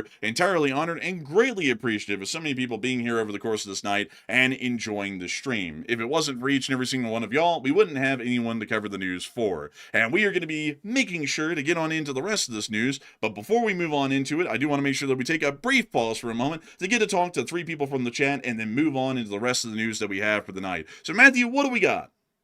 All right, so our first super chat of the night goes to a channel legend. It is Cerebrus3, and thank you very much, Cerebrus, for that $100 support, and we do appreciate that very, very much. That is the largest super chat of the night, and of course, we do appreciate that. That does help keep the channel running through that viewer support. And they said, do you think Russia might be trying to show nuclear force power more openly due to reduced amount of drones from the Iran conflict? And one from the chat, please, an LSA.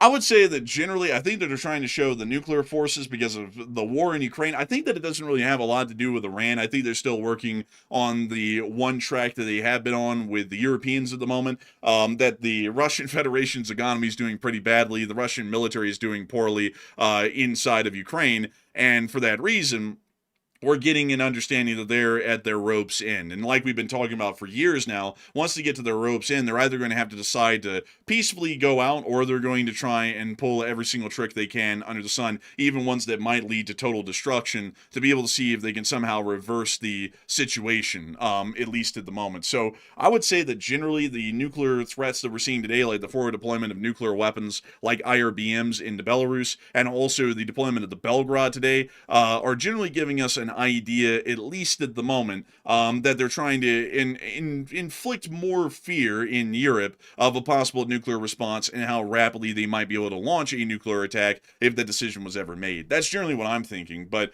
Matthew, what do you think about it? I would say it's generally mostly most of it's normal. Like, since it's mostly planned operations they do annually anyway, it's usually pretty typical yearly. But the only aspect to me that's the concerning part is whether or not they're giving Belarus access to use nuclear weapons or not. Which, that's a real question. It's not known whether or not they have direct access to those weapons or not. So I think that's the only part to me that I would have a question about. But outside of that, though, on the other part of the question, they said maybe they're showing it's more because of the amount of drones being used for Iran conflict. I don't know, like, because you got to remember that Russia license produces most of their Shahed drones, and Iran produced them automatically because they automatically came from Iran. That's where the Shahed originated from. So, I don't think it's probably because of that. It's probably just because Russia has been leaning on their nuclear forces for quite some time, actually. They've been leaning on that because they can't rely on their frontline forces because they can't simply fight. They're losing guys by the tens of thousands monthly. So they have to fall back on the nukes. And so with that, I hope that does answer that well from both of us, and we will make sure to get that live chat in your honor, Cerebrus. And so what do we got from the live chat in honor of Cerebrus 3? And this live chat question goes to the original, who said, would NATO jump in if Belarus attacked Ukraine? I don't think so. I think that at this point it's pretty clear that the Europeans and also NATO as a whole generally considers the war in Ukraine to be Ukraine's problem only to fight directly. And while they might materially support them in the background, like a lot of the European countries are right now, it doesn't really appear that that ever coalesces into any form to speak of where they would ever get directly involved in the conflict in support of Ukraine. So I would have to say that if Belarus got involved in the conflict, my opinion is that at the best case scenario, the Europeans are going to put out a strongly worded letter of condemnation against Belarus for joining the war, and that would be about all they do, because I just don't see them doing anything else at this point. They seem to be pretty comfortable in their position of not being actively engaged in war, considering that they're not forced to be. And for that reason, they're just going to sit back and continue to materially support Ukraine, but never get actively involved. So, unless if the Russians or Belarus directly conducts an armed attack on any one of them, then they might get involved. But as long as it doesn't directly attack any NATO states, they probably never get involved. And I also saw Space Cat say NATO is entirely defensive. That's true, but just speaking about it as in, would the European countries, which are a part of NATO, join in Ukraine? Would they do that ever if Belarus attacked? And the answer would be no. So I hope that does address that the best I can. And a big thanks to you once again for support and help with this channel to keep on running. And with that, we are on to the next one. We also have a $50 support from none other than Fred Vreeman, another channel legend, and thank you very much, Fred, for that $50 support, also extremely generous. And Fred said, crazy day, and in Hormuz, it seems to me we need to take the hills up the roads, plus the islands and coast. Shouldn't be too difficult to defend from there, and then air assets can protect from long-range drones and missiles, small area, and protects water, and comment. We've discussed that at length. Like, we've discussed this one at length right here, but it's a point that can be, like, we could literally discuss this one to the ends of the days, honestly. Like, there's a lot to talk about on this.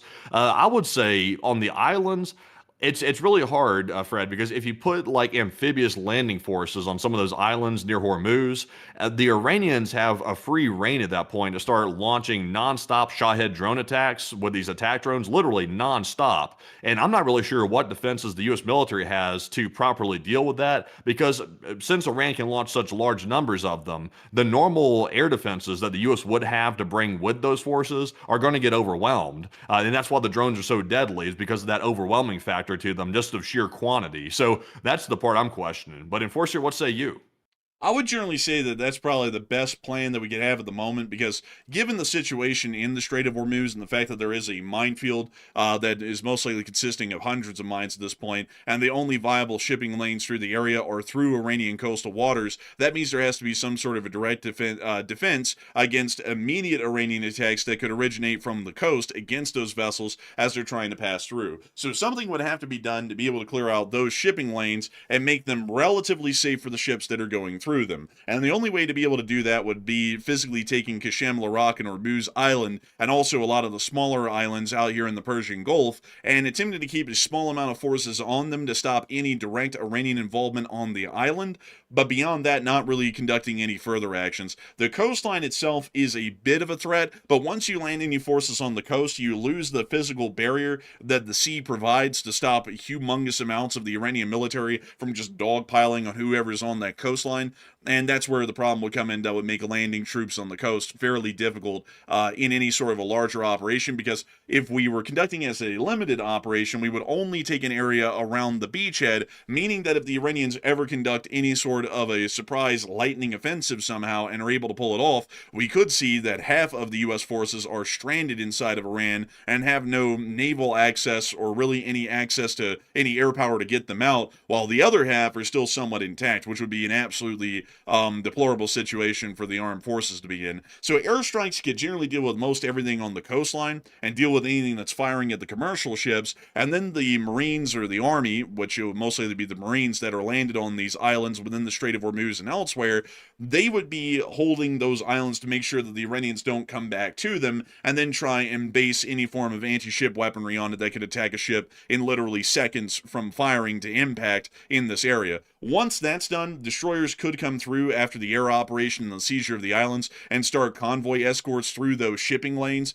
with the protection surrounding them, because at that point, we would see that a lot of the anti-ship forces of the Iranians are either so depleted or so far inland that they don't really pose that big of a threat to the destroyers, and they would be able to safely transit through. The only risk that's involved in that operation is how many drones could the Iranians throw at the ground forces that we would land on the islands, and the answer to that, we actually don't know. It might be hundreds of them, thousands even, if they have FPV drones, and that means that if the Marines did get on these islands, they'd have to be in very limited numbers. They would have to be very sparse across the island, so not high density or high volumes of troops, and they would most likely have to be dug in and basically hidden underground. And we could use reconnaissance drones to see if any Iranian forces ever landed on the island, and when they do, we could just have them pop up and try and wipe out whatever Iranian landing force just appeared, and then they go back into hiding in some basement somewhere. But if you did anything outside of that, like normal doctrinal operations for the Marines or the Army, the casualties and the losses vehicularly would probably start to mount pretty rapidly on those islands.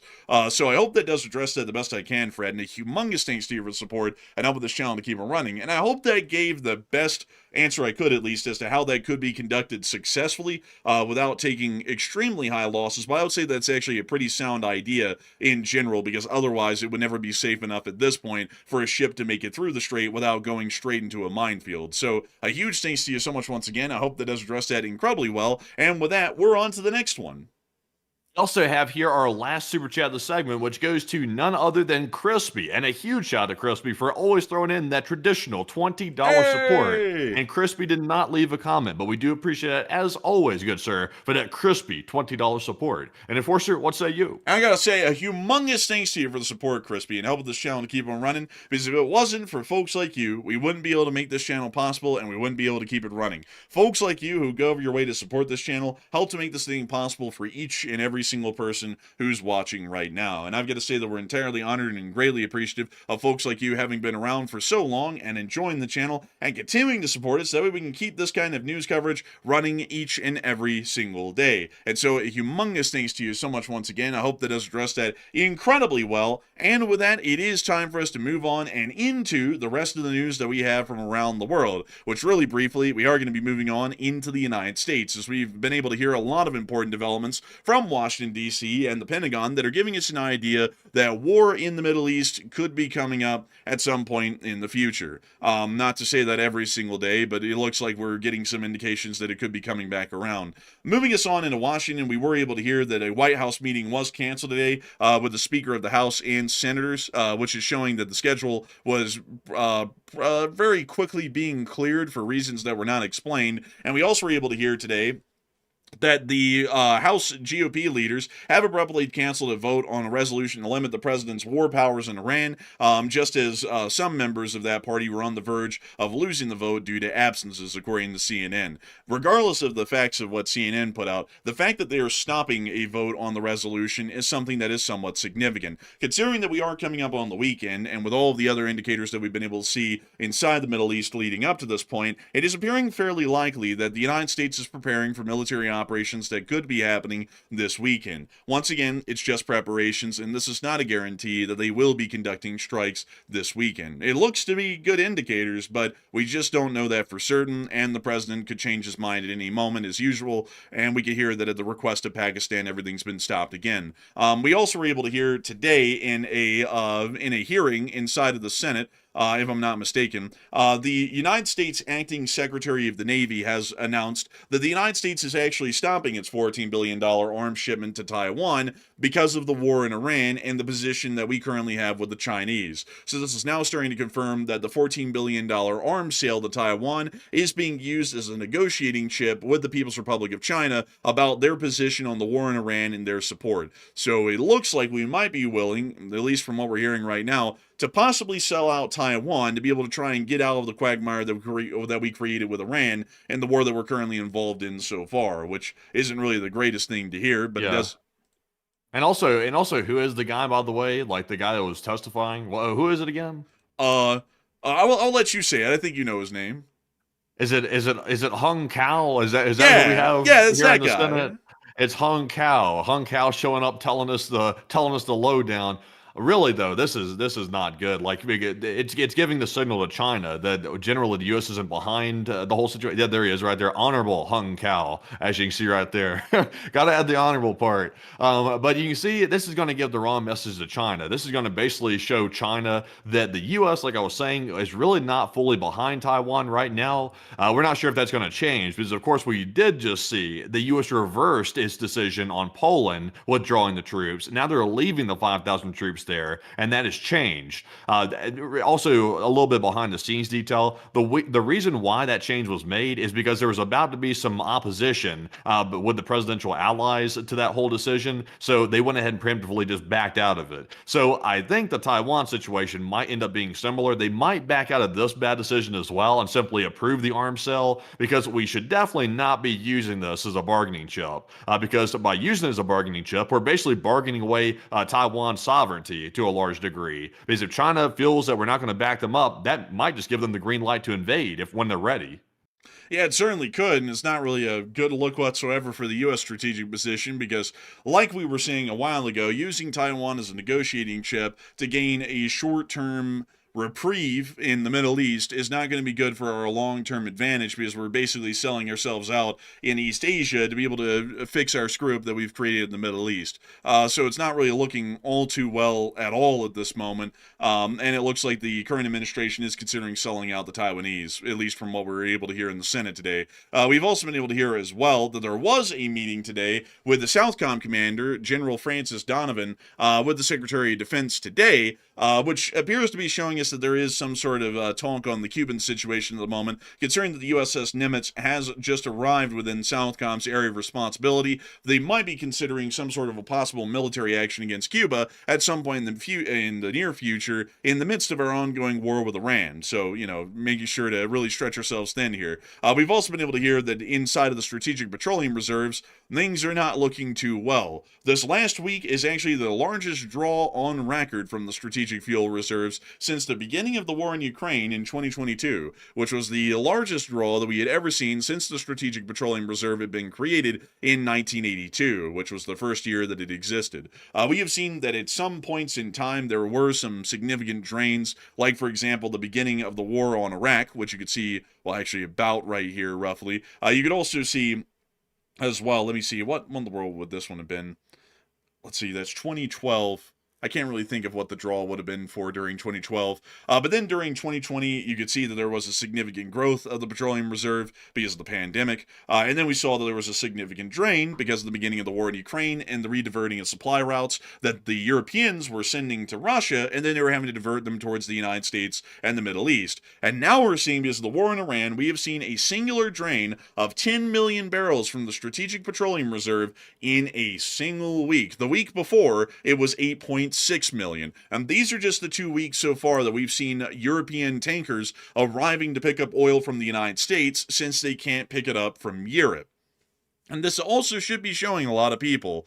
I think this is an important one, because I remember, folks, a lot of people back in the day when the war started, I said, the U.S. doesn't have the petroleum production figures to just be able to easily, deal with the loss of Middle Eastern oil. That is a significant supply shortage. And many people wanted to say that it wasn't, because the United States is a net oil exporter and we produce more than we consume. If that was the case, why are we seeing such a significant drain of the Strategic Petroleum Reserve, which is for strategic purposes? This is showing that we are well into eating into our daily production of crude oil, and we're having to literally tap into the reserves that we have sitting in the salt basins down in Louisiana to be able to try and find any oil for these ships that are coming in the port right now to get an export. So this isn't really a good situation whatsoever at the moment, and it is showing us that right now we are running into a pretty significant pickle. If this continues, we could see that the U.S.'s strategic oil reserve runs out of oil physically by some point in mid-July,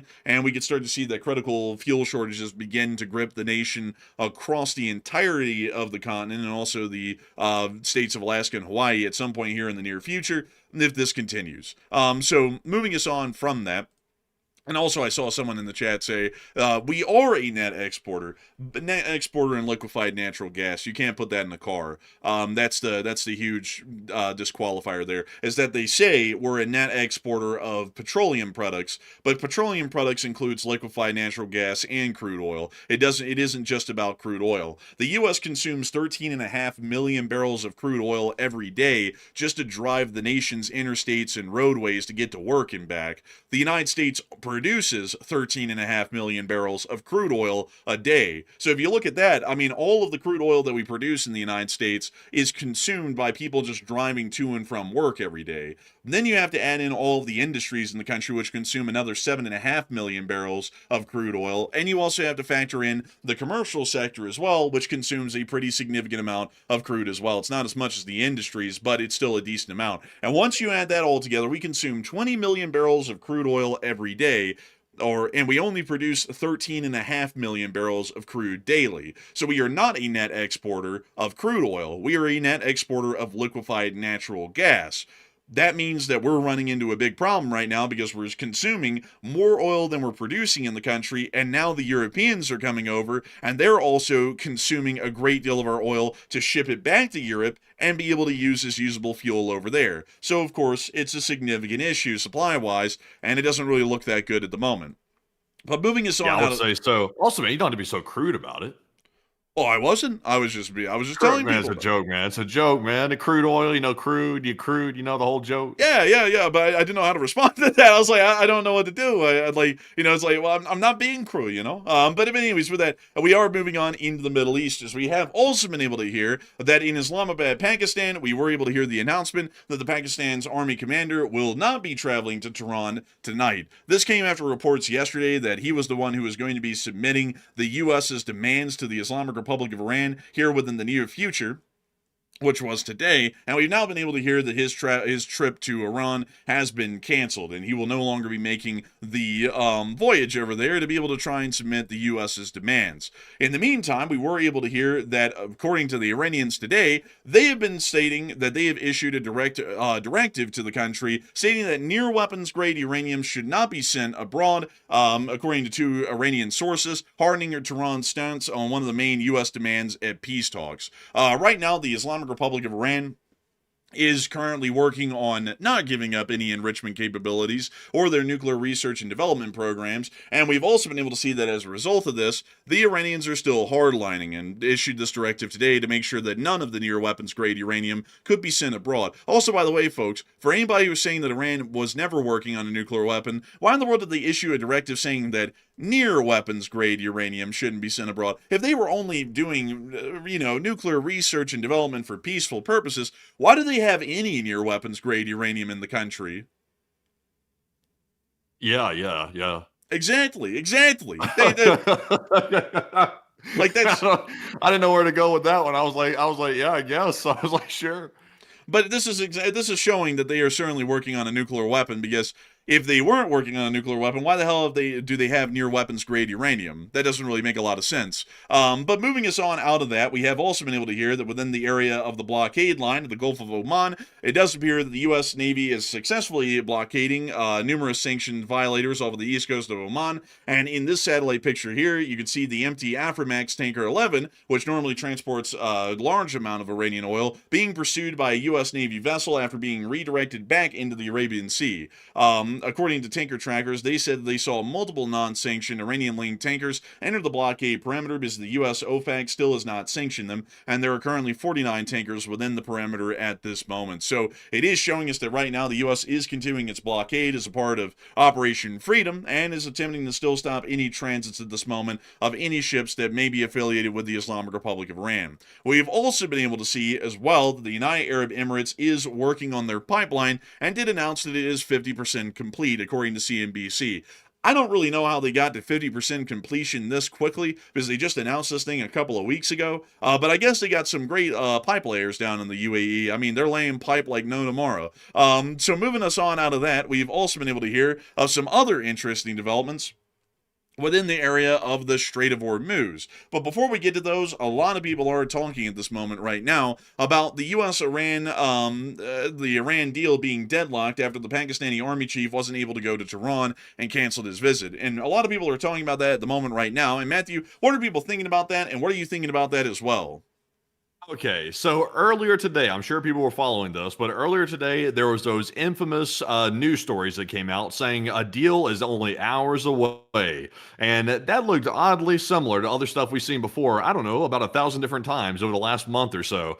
So I was like, this looks really, really fishy. So I did some digging into it, and sure enough, there were some other sources out there contradicting that completely. And then later in the day, even the journalists that said that there was only hours away from a deal, even they backed off of it and said, oh, actually, we were only basing our information off of bad sources, so we're going to back off of it. I was like, oh, what a shocker with that. Wouldn't have expected that in a million years. But then we saw that apparently the Pakistan army chief canceled his trip that was supposed to be taking place tonight to deliver the proposal to Iran. And now we're hearing that Iran is actually deadlocked in talks with the United States. They're not willing to budge on nuclear weapons, and they're not willing to budge on the Strait of Hormuz. So, I mean, has anything really changed? No, but what has changed is the headlines that keep popping out every single Sunday or every single Friday when the markets close or right before the markets close for the day during the weekday. All of a sudden, these journalists come out and say there's a deal being closed. So a little bit strange with that, a little bit weird. But it looks like 60% said war is probably coming this weekend, while 21% said war is a 50-50 chance, and 9% said war will not happen. There will probably be a deal soon. And there will be no deal soon. If we come to a deal with Iran, that means we've surrendered if a deal happens. It's not going to be good if we have a deal, and it's not going to happen for that reason. So I would say that they might decide to launch it this weekend because, of course, Monday's Memorial Day. It's a holiday. It gives them an extra day while the markets are closed to conduct the attacks. And that would be generally in line with the modus operandi of the U.S. government at this point. So it could be, but I'm not ready to say that for a certainty because I don't want to say that and then it turns out not to happen again because, you know, we've said that before and it's really hard to predict anything with what's happening in Iran right now. So I'm with the 21%. I think it's 50-50. But Enforcer, what say you? I'll be with the 21%. I don't really think, I would have to say, folks, anyone at this point who could say, oh, yes, the war is coming tomorrow. It's a crapshoot at this point. It looks like it's coming, you know, this weekend, but, you know, people up in Washington could just wake up and have a good day or chicken out and cancel the whole thing. You know, you just never know. It's been like this for a month and a half, and I don't think that's going to be changing anytime soon. So it might happen this weekend. It might not. You know, the whole world is basically just hanging in the balance of indecisiveness in every way these days. You know, if something good might happen or something terrible might happen, we just don't know. We just have to wait for this one person to, you know, make the call that they have to make. Like, it's not really a choice. They just have to make the call, but they're not going to make it. So then we sit around in limbo land for months like this, just waiting for something to happen. It was supposed to happen 3 months ago, and we're still here waiting for anything to happen at all. So I would have to be in the 50-50. It could happen this weekend. It might not happen this weekend. It's really hard to say because a lot of, you know, some people were saying, you know, that the war was going to be happening weeks ago. And I think that we were both of those people because it looked obvious that it should. And now we're a month later, and it still hasn't happened. And I just, to be honest with y'all folks, would have no damn clue at this point when it's going to be happening because whenever anything looks obvious, it's just never obvious any longer. But moving us on out of that, we have also been able to hear some further developments within the Strait today. According to the IRGC, they stated that over the past 24 hours, a total of 31 vessels, including oil tankers, container ships, and other commercial vessels, crossed through the Strait of Hormuz with coordination and security provided by the IRGC. But we did not see any number like this, mind you all.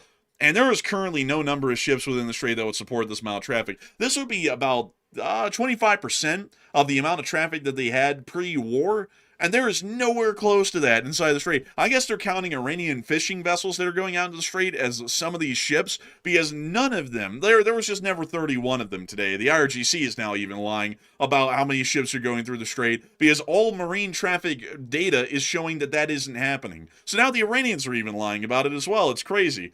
We also were able to hear that there were some explosions on Qasem Island. There didn't really appear to be much of an explanation to them. It may be anti-aircraft fire, possibly. And we have also been able to hear a couple of important statements out of the Iranian government today. First, we were able to hear that this is apparently the final draft of the U.S.-Iran agreement. This was, by the way, in the early morning when everyone said that the peace deal was just hours away. As the day passed, it was not hours away. It's now forever away as usual. But here were the supposed terms. 1, an immediate and comprehensive ceasefire on all fronts. 2, all parties mutually agree to refrain from targeting infrastructure. 3, freedom of navigation in the Persian Gulf and the Strait of Hormuz is guaranteed under a joint monitoring mechanism. 4, Yikes. yeah, that one's rough. 4, sanctions will be gradually lifted in exchange for Iran's compliance with the terms of the deal. 5, negotiations on outstanding issues will begin with a maximum of 7 days. 6, Iran's President Pezeshkian is leading efforts to restrain the IRGC from overstepping on political and diplomatic policy making, and the agreement was expected to be announced within the next few hours. Man, are they joke? Like, where the hell does this come from again? What was the source of this information? The Kobesi letter. Man, I'm not trying to bash the Kobesi letter, by the way. They did good work over there. Not trying to bash them, but wherever they source this information from, I mean, that almost reads like a joke, like line number 6. How the hell is the Iranian president, as the guy himself with no military power behind him, supposed to restrain the entire military from acting out of line? It's like, what are they joking? I think this whole thing was a joke, because also sanctions will be gradually lifted in exchange for Iran's compliance.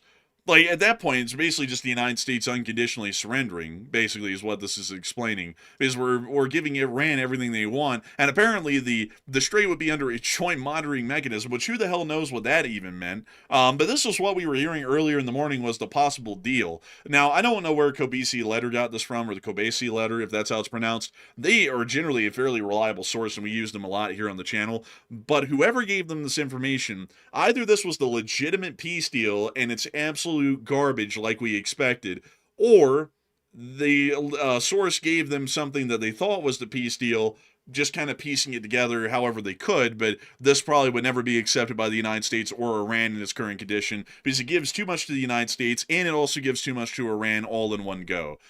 We also were able to hear that later on, afterwards, it appeared that now we were starting to hear that Iranian sources close to the negotiating team started to state the following. The exchange of texts has not yet reached a final draft concept. The U.S. insistence on nuclear negotiations has dragged the talks to a deadlock, and meanwhile, U.S. threats have angered Iran, and the Iranians are showing little desire to continue negotiations, and the possibility of conflict starting exists at any moment. This, by the way, only came out 2 hours after we heard that the peace deal was just hours away and was about to be announced. Then the Iranians came out and said that they're nowhere close to making a deal. As a matter of fact, they're believing that war is going to start soon, which is the complete opposite of making a deal.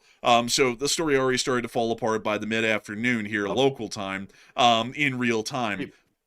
You know something else as well? Has anybody ever thought about this? Why do y'all think Iran has not started launching attacks again? Because if Iran's not getting what they want, and the U.S. is obviously about to attack them again, then how come Iran isn't launching preemptive attacks? That's largely because Iran already has what they want. They already have control of the Strait of Hormuz, and they already have their nuclear stuff. I mean, they have everything they want at this point, plus they have extra before the war even started. Now they have more control than they did before the war even kicked off that the U.S. launched. So that's why they're not attacking. They have nothing to lose at this point. If they just sit back and do nothing, that's the best case scenario for them, and it's the worst case scenario for the United States, which is why I'm very confused why the U.S. hasn't attacked yet.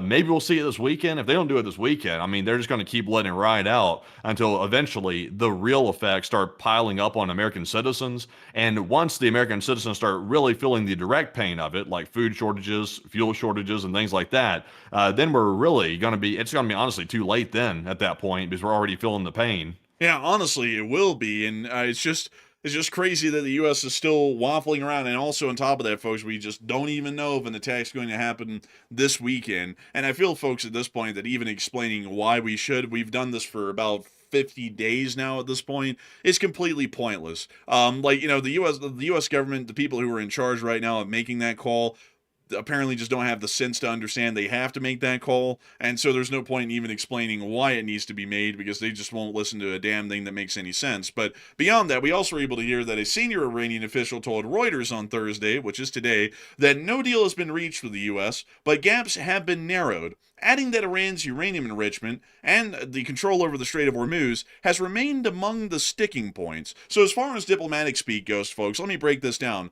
We have been able to agree on things that don't matter, but on the things that actually matter to us, we have not at all budged on this whatsoever with the United States. That's basically what the Iranian source was telling Reuters today, which is once again showing us they aren't budging on their control of the Hormuz or uranium enrichment. You know, it's kind of crazy, folks, because at the beginning of the war, we were just trying to make them give up nuclear weapons. And that was the beginning of the war. Now we're having to make them try and give up nuclear weapons and also give up their leverage over us as well. That's a worse point than we had at the start. It kills me to hear it. It kills me. It really does. Because if you put aside all the propaganda headlines out there and all the people out there talking about the U.S. responded, it's like if you put all that bullshit aside, we're now in a worse position now than we were before the war started. I mean, that's really where we're at right now. And also, we have a tsunami heading for the United States right now economically that we really can't stop it. All we can try to do is mitigate it to a certain degree. We really can't stop it, though. It's going to show up in about a month or two, and it's really going to start being directly impacting U.S. citizens in about a month or two. So, I mean, the only way to reverse the damage and try to fix it at this point is to simply start the attacks again, try to gain control of the Strait of Hormuz, and try to mitigate the damage that way. And that's the last thing the U.S. seems to be wanting to do right now, is actually take that action. They seem to be very hesitant. They don't really seem to be wanting to do it, but I gotta say, folks, I've never seen someone start off a war and claim that they've won it, but we're having to now negotiate with the Iranians to give up more that they took control of during the war than they had when we started it. I mean, clearly that's showing that we haven't been winning the war, if we're now saying that things that we were in control of pre-war are now not in our control, and we're having to make them try and give it up peacefully. You know, that's like, for example, saying, folks, you know, I like this guy outside, he took my sandwich, and I got in a fist fight with him, so now I'm having to negotiate with the guy in the middle of the street to give me back my sandwich and also my shoes, because in the middle of the fist fight, he yanked them off of my feet, and now he's just hanging on to them, and I can't get them back. That's basically the position that we're in right now. It's like, how in the hell can the government say that we've been doing good at this thing when we're now having to get stuff back that we already had at the start of the war? And also with your analogy there with the guy who took the shoes and took the sandwich, it's like, and then the guy who got robbed is sitting there going, let me at him, buddy. Well, let me at him. And then he won't take a jab or take a punch at the guy who stole his stuff to get it back. Like, he just sits there, keeps saying, let me at him, let me at him. It's like, well, actually do something, take your stuff back. Don't just sit there and keep saying we're going to do something. It's like, do it. but you know what's better, man, is that he'll sit there and go, let me at him. I'm going to beat his ass at the request of Billy. And then Billy, who, me? I'm not beating his ass right now, but you better give me back my shoes and sandwich, damn it. Like, bro, it's like, you just can't make this stuff up. Like, it's unbelievable. Man, I'll tell you what, that guy that got robbed, just seeing some random dude walking down the sidewalk to my, hey, you come over here. You come over here. And the guy's like, what? What do you want? The guy's like, come on, man, let me go. And then the guy that got robbed's like, at the request of this rando, give me my shoes back. It's like, it's not going to work. It's not going to work. Oh, man. And then in the midst of it, I say that Janine, Bobby, and Jack are assholes for not defending me when I went up against this guy and got my ass beat. Where were they? Like, it's like, where the hell were they supposed to? Like, they were never supposed to be around. You got in the middle of the fight. You got your ass beat. Now you don't have the sandwich and the shoes. And that's just your problem. Like, you got to figure that one out. Yeah. You either got to keep fist fighting the guy or just walk off and take it at a loss. And to make your analogy, to top it all off, to make it the perfect analogy, like a perfect phone call, the guy that got robbed and had his shoes and sandwich taken, is like Muhammad Ali. It's like a freaking Mike Tyson. It's like that's the United States. I mean, the United States has the biggest military force on the planet, so it's not like we're some peewee or something. It's like we're the biggest bully on the block, and we're the ones sitting there talking about, give it back, mister. It's like, well, hell, you got the muscles. Like, use your muscles and like take it back. It's like, get the damn thing back. Don't just stand there. Also, on top of that, folks, another thing here is that, like, in this hypothetical, let's say that you somehow sweet talk the dude that just beat your ass and took your shoes and sandwich into giving you back at least your shoes, but he keeps the sandwich. So, what does that make us look like, in that hypothetical scenario? It makes us look weak and stupid. Like, we got in way over our heads. We got our ass beat, and we had to rely on the sympathy of the guy who just beat our ass to give us back our shoes. We look like a wimp. Like, that's what we'll look like for the rest of all time. If we have to legitimately ask the Iranians, pretty please, like we killed your old man in Tehran and everything, and a whole bunch of other old men, but pretty please, give us back the Strait of Hormuz, just out of the goodness of your heart, mashallah, inshallah, all that, and please give it back, and then they give it back to us, the U.S. is going to look like a wimp. Because the way we should be going about this whole thing, folks, is saying, you're giving it back, or we're taking it. And honestly, I wouldn't even want them to give it back in that case. I would want to militarily take it, because you have to show the world that they can't do that to us. Because if they're able to win a victory on us like that, where we have to negotiate them out of their own victory, we're showing that we're weak enough that people can do that sort of a thing to us worldwide, and they might be able to get away with it. And that means that a lot of people are going to start testing the United States because they now know that they can and they might be able to get away with it. Yeah, I would say so. But moving us on into some more of our news out of the Hormuz, we've also been able to hear that the Iranians have not given a response to the U.S. peace terms that were given to them today. Well, it looks like we'll probably be getting a no from them, or they'll probably just forward back the same unconditional surrender demands that they've made 90 times, and we'll act like it's new in the U.S. government somewhere. Really smart people up there. We also were able to hear in Kuwait that Kuwait has closed their airspace to overflights today, restricting the flight information region to arrivals and departures only. And we've also been able to hear that within northern Iraq, there was some jet activity over Mosul, which was once a city fought over heavily by ISIS. We also were able to hear that a large amount of tankers were up in the air, but this had increased air tanker activity. This is the rotation. We've watched this a million times. I wanted to make sure to cover this one on the air, by the way, folks, because we have covered this one a gazillion times, and I want to make this clear. Whenever you see a huge number of tankers like that over Israel and Jordan, it's not that they're going on a strike. There's about 3 of them that are in the process of landing at Tel Aviv, and there's another 3 of them taking off. It's a rotation. So the ones that have been up in the air and are running out of fuel, they're landing to refuel, and the ones that are refueled are now going up in the air to take their place. That's all that was today. Nothing exceptional, and business as usual. There's a lot, I gotta say, folks, there's a lot of people kind of looking for straws these days to turn the Middle East into something. They'll be like, oh my god, giant U.S. airlift. And we covered that a couple of times here on the channel, but now we watch those happen every day. I mean, there's one going on right now. You can see it right here.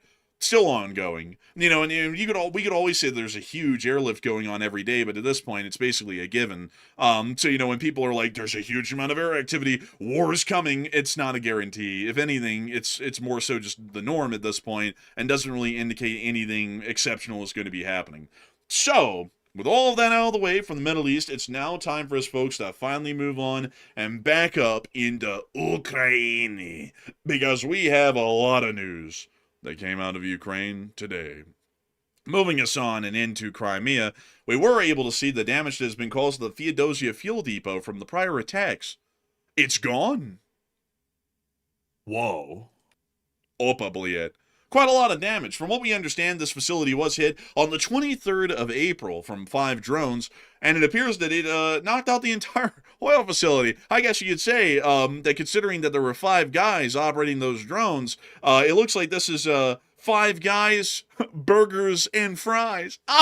Oh! Man, no burger, no fries, nothing. By the way, folks, to give you all a little bit of a point of reference here as to what I was saying, I wasn't saying burger as in a hamburger. I was saying a burger as in a citizen, a free inhabitant of a medieval European town, typically belonging to the upper middle class or merchant class. I guess you could say that those guys, those burgers that were controlling that little oil facility in Feodosia, I guess you could say their little oil depot got fried. So it really is Five Guys, burgers and fries. It's really something else right there. But anyways, moving us on from that, and also everyone's like, ChatGPT. Yeah, I don't know if y'all heard, folks, but Google is now going to be prioritizing ChatGPT's answers over human-written answers. So now it's going to become the norm. AI slop, everybody, is for us all. All hell ChatGPT, all hell Claude. No, we're not spying on you. Get all of his data. Like, it's like, I'm hallucinating. oh man, I gotta tell you something, folks. I remember back in the day when you had to go around and you had to search for the human answers. Now the AI is going to be giving us all the answers. Imagine, folks, the kind of medical advice that these going to be given in the future. Oh, I've fallen and broken my leg. What should I do? And then it's going to go to a Reddit forum. You should eat mouthfuls of arsenic. That ought to do it. Like, it's gonna be like, no. It's like, don't do that. It's like, don't do that. Honestly, I gotta say, folks, the AI stuff is getting out of control. I wish they'd reel back on it, because I remember back in the day when, like, they were doing the Will Smith things with the spaghetti and all that, like the videos of him eating spaghetti, and it was kind of just like stupid and quirky looking. And nowadays it's becoming an actual menace to every facet of life. It's getting very annoying at this point. But we also got to see, additionally, that there were some large attacks that were reported on the highway just west of Mariupol, heading to Melitopol. These are being conducted by FPV drones. The Ukrainians will probably put out some footage of this at some point in the future, but we unfortunately don't have it at the moment right now. We also were able to see that the Ukrainians landed a major hit today, and I mean major, on a Russian FSB facility. Look at it. Look at them go, bled. Oh my God. Oh, whoa. They finished them off. FSB, they weren't being very covert that day. They were in the wide open. Dang! Oh my Lord! They're leveling these buildings in one go. I wonder what kind of drones these are. The kind that probably put a dent in them. Yeah, they're taking a beating. Bro, the whole facility is a mushroom cloud at this point. Oh my! And now they're going for the private residences of the FSB offices in the facility. I gotta tell you, folks. I mean, I don't think a lot of the FSB agents made it out of here. I don't think so, honestly. I think they kind of failed. Aren't they supposed to, like, know that this type of stuff's coming? It looks like they got caught blindsided a little bit. You know, it seems like the FSB has a reoccurring trend of kind of being caught blindsided, you know? Like Operation Spiderweb, every other attack that's been conducted on the FSB. That one time that the Ukrainian SBU scammed the FSB out of $500,000. Like, it seems like they're always kind of getting caught, you know, lacking a little these days. A little bit crazy when you think about it. But we also were able to see as well within the central area of Ukraine that the Ukrainians were able to shoot down a Shahed with point-blank range rifle fire. Oh, excuse me, they got that sport music going. And there goes the Shahed. And a kaboom. Rest in peace to Granny, she got hit by a bazooka. But moving us on from that clip, we've also been able to see some additional clips from the Sumy Oblast, where we were able to see the 425th was able to destroy some Russian comm systems. They're adding in that trap beat to every single clip these days. Damn, they're kidding. Look at these. They're putting these things in the trees. Man, honestly. I mean, you can't say it's a lie. I mean, it is in the tree, but it doesn't look like they were in the tree for long. It amazes me, though, how Ukraine can spot that stuff, like in the midst of the forest, just like a random, like, antenna in the tree. Man, I've got to say, it is something else. But with that, we are going to be moving on from that clip and on down and into the area of the location unknowns, because we've also been able to see the Ukrainians working hard on building them defenses. The Ukrainians actually have specific engineering battalions, and their only job is to build defenses like these, laying out razor wire, dragon's teeth, and also anti-tank ditches, and also anti-infantry berms as well, amidst the barbed wire. And we can actually see some pictures of them here at work laying out more defensive lines on the Ukrainian border regions. Quite extensive, honestly, and I would have to say that would definitely slow down any attacking force considerably, considering that they would have to find a way through it at some point during their ongoing attack. We also were able to see a little return of a legend of film here on the Location Unknowns. The Rudniks segment. Hey, we got to see a real Rudnik segment right here. Bruh, are we looking at, are we examining the sketchiness of the dudes or the cars? I mean, these dudes right here are a little bit on the sketchy side. All of the above. Доставили Димасика. На буксире его как будто везли. Look at him. What's that dude doing? Doing the split on the metal? I don't even know. На наш Also, nice engine. Oh, yeah. Old carburetor type. селитре на этой. И еще одного привезли крейсера с разбитой головой. What in the Alabama hell is going on here? Все нормально, да. Man, this is redneck hour Russian style, bro. Like, this is exactly what it is, bro. They got. I don't even know how to explain this, folks. This literally looks like something straight out of like a pretty bad trailer park in like Alabama, honestly. Like, I saw stuff like this after I got out of school in high Yeah, school. really? I'd I mean, leave we high did. school, and I would go down the road and I'll see stuff like this happen. I'll be like, what the hell's going on here? And they'll be like, oh, they're just fixing the engine. It's like, oh, damn, I thought they were like out here chopping somebody up or something. ladies and gentlemen, the Russian army.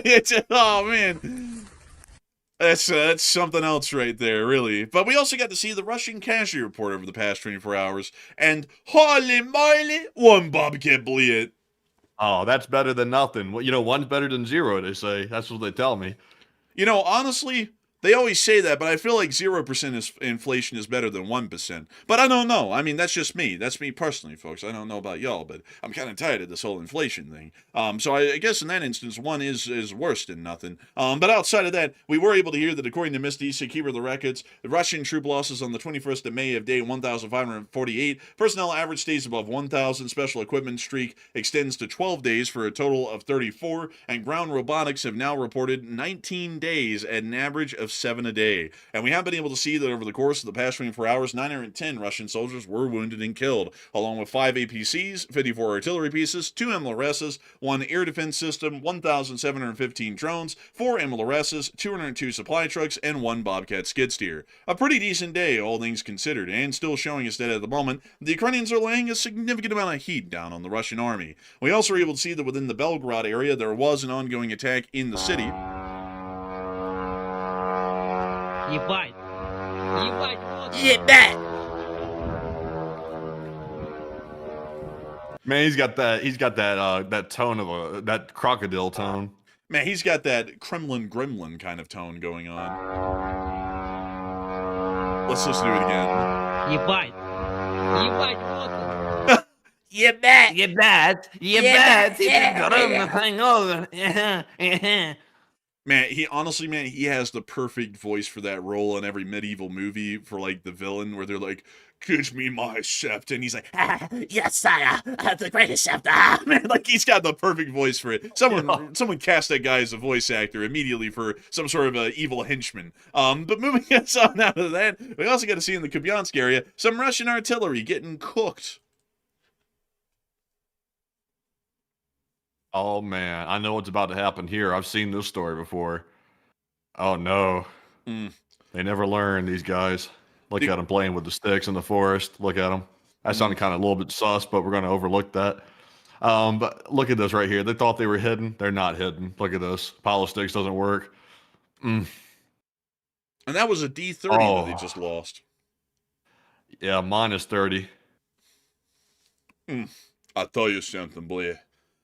They be losing the D30 times. That sounded real bad. Let's scratch that and not like a damn. But we see them hitting it again.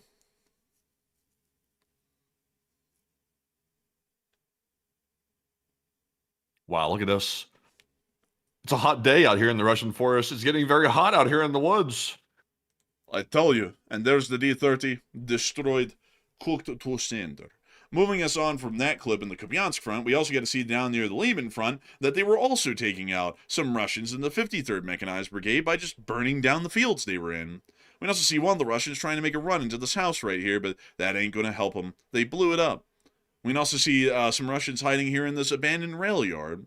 Well, the Ukrainians aren't foamers, but that Russian is. I love the Ukrainians that much more now. Man, that's sad. But we can see them also hitting more Russians near this rail yard as well, cooking them to crisp. We also if the Ukrainians are in the right, if they're in the right, how can they be wrong? I mean, how can it be so right, but allegedly be so wrong? because they're blowing up rail cars, Matthew, that are vital to economic function. But moving us on from that, we did get to see Ukrainian MLRS BM-21 grade of the 93rd Brigade firing off some rockets. Менше 10, залп вогонь. Плюс принял.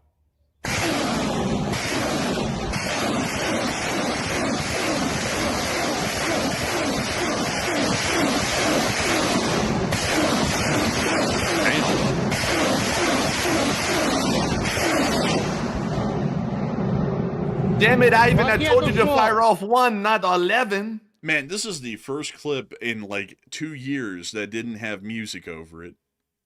Yeah, it's honestly beautiful. You could hear the rockets, you could hear the birds, the bugs, like you could hear the Ukrainians. Like it was just raw war. Man, I'm so happy that I didn't hear something, like, any song that they normally play. Because I got to tell you, folks, the music gets tiresome. Sometimes I just like to hear the actual sounds of the clip. But moving us on from that, we also were able to see that the Ukrainians did find and destroy a Russian Type 63. This clip actually did have music in it, so we have to mute this one, unfortunately. We can see the Type 63 MLRS right there. We see the bombers landing right on top of it, destroying it entirely. We can also see this Russian here wandering around, and they're about to take care of that nice and easy. Bro, was he wandering around was wandering around like he was doing something fishy, like the way he was wandering through there. He was like holding that rifle and just sort of like moseying through like he had done something. Like he really had a funny look to him. Man, honestly, he did. You could also see them here hitting these artillery pieces. Couple of garmatas, which are artillery, by the way, in Ukrainian.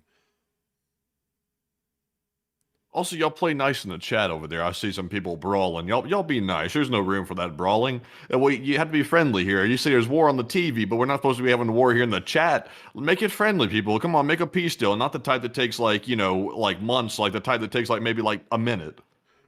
What's going on in there? What's going on? I haven't really paid attention to I don't the know. chat I see like a big brawl that's broken out between a few different viewers in here. It looks like hostilities are running high in the chat. There could be a world war in here, a chat war.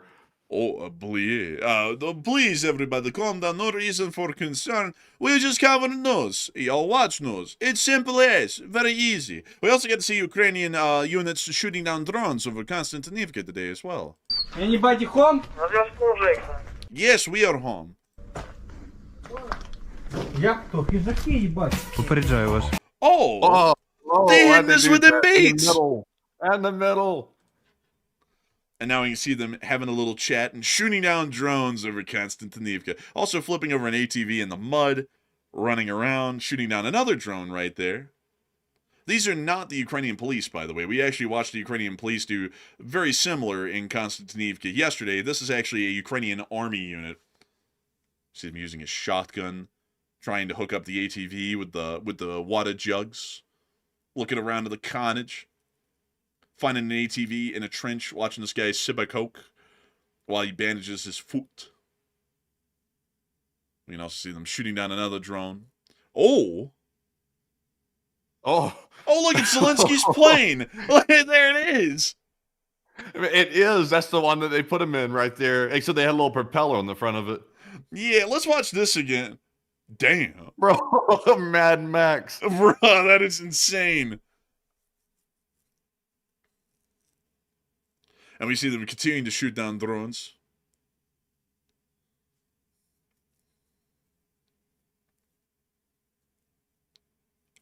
And running through the streets, trying to avoid some. Continuing to shoot at drones. That one guy was apparently conducting an orchestra. But they did take it down. We could actually see it blowing up over there. Yeah, hopefully that was an orchestra. Hopefully that wasn't a salute. Well, usually the salute is kind of like straight on. You just hold it there. You don't wave your hand around. You ain't going, zig to everybody. Like that's something that you usually don't do. I heard a while back there were some people, throwing up the wrong thing and stuff like that, and they were simply saying they did it because they got excited, which is sort of a strange thing to do when you get excited. But that's what some people do. Folks, I've never had a moment in my life where I just got excited. I was like, oh my God, this is the greatest day of my life. We must get Lebensraum für die deutsche Welt. Sieg. Like I've never done that myself. So I'd have to say I just generally don't think that that's a normal reaction to being excited. That's just me personally, though. But maybe some people, they just, have their inner, whatever that is come out whenever they get excited. Maybe I don't know. But moving aside from that, we also were able to see that in the Donetsk there was reports of large attacks over the day. We did get a little bit of footage of this, but we unfortunately didn't get a whole load. But here's a clip from the incidents over Donetsk.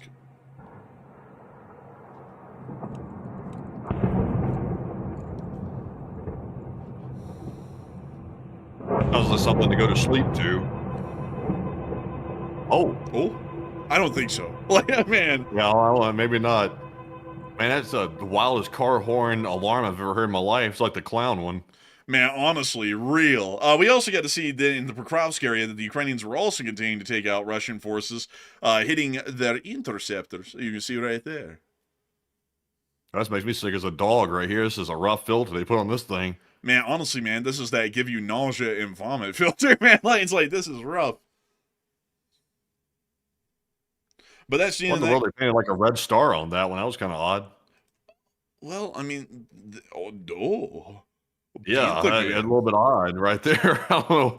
Well, this is the Russians' drone, isn't it? Yes. Yeah, Very who knows what odd. they're up to. Bad things, man. But moving us on into the Kherson area, we also got to see the Ukrainian 40th Marine Brigade taking out Russian forces as well. A boom, bleh. A boom. The Ukrainian 40th Marine Brigade has a pretty interesting job, considering that they can't directly fight the Russians on the air side of the Dnieper River. Most all warfare in the Dnieper area is indirect, so they're either using drones or artillery to be able to strike both sides. And it is quite interesting to see the kind of strikes that they're conducting at this moment against the Russians on the western. Yeah, it would be the western side of the Dnieper River. What так да,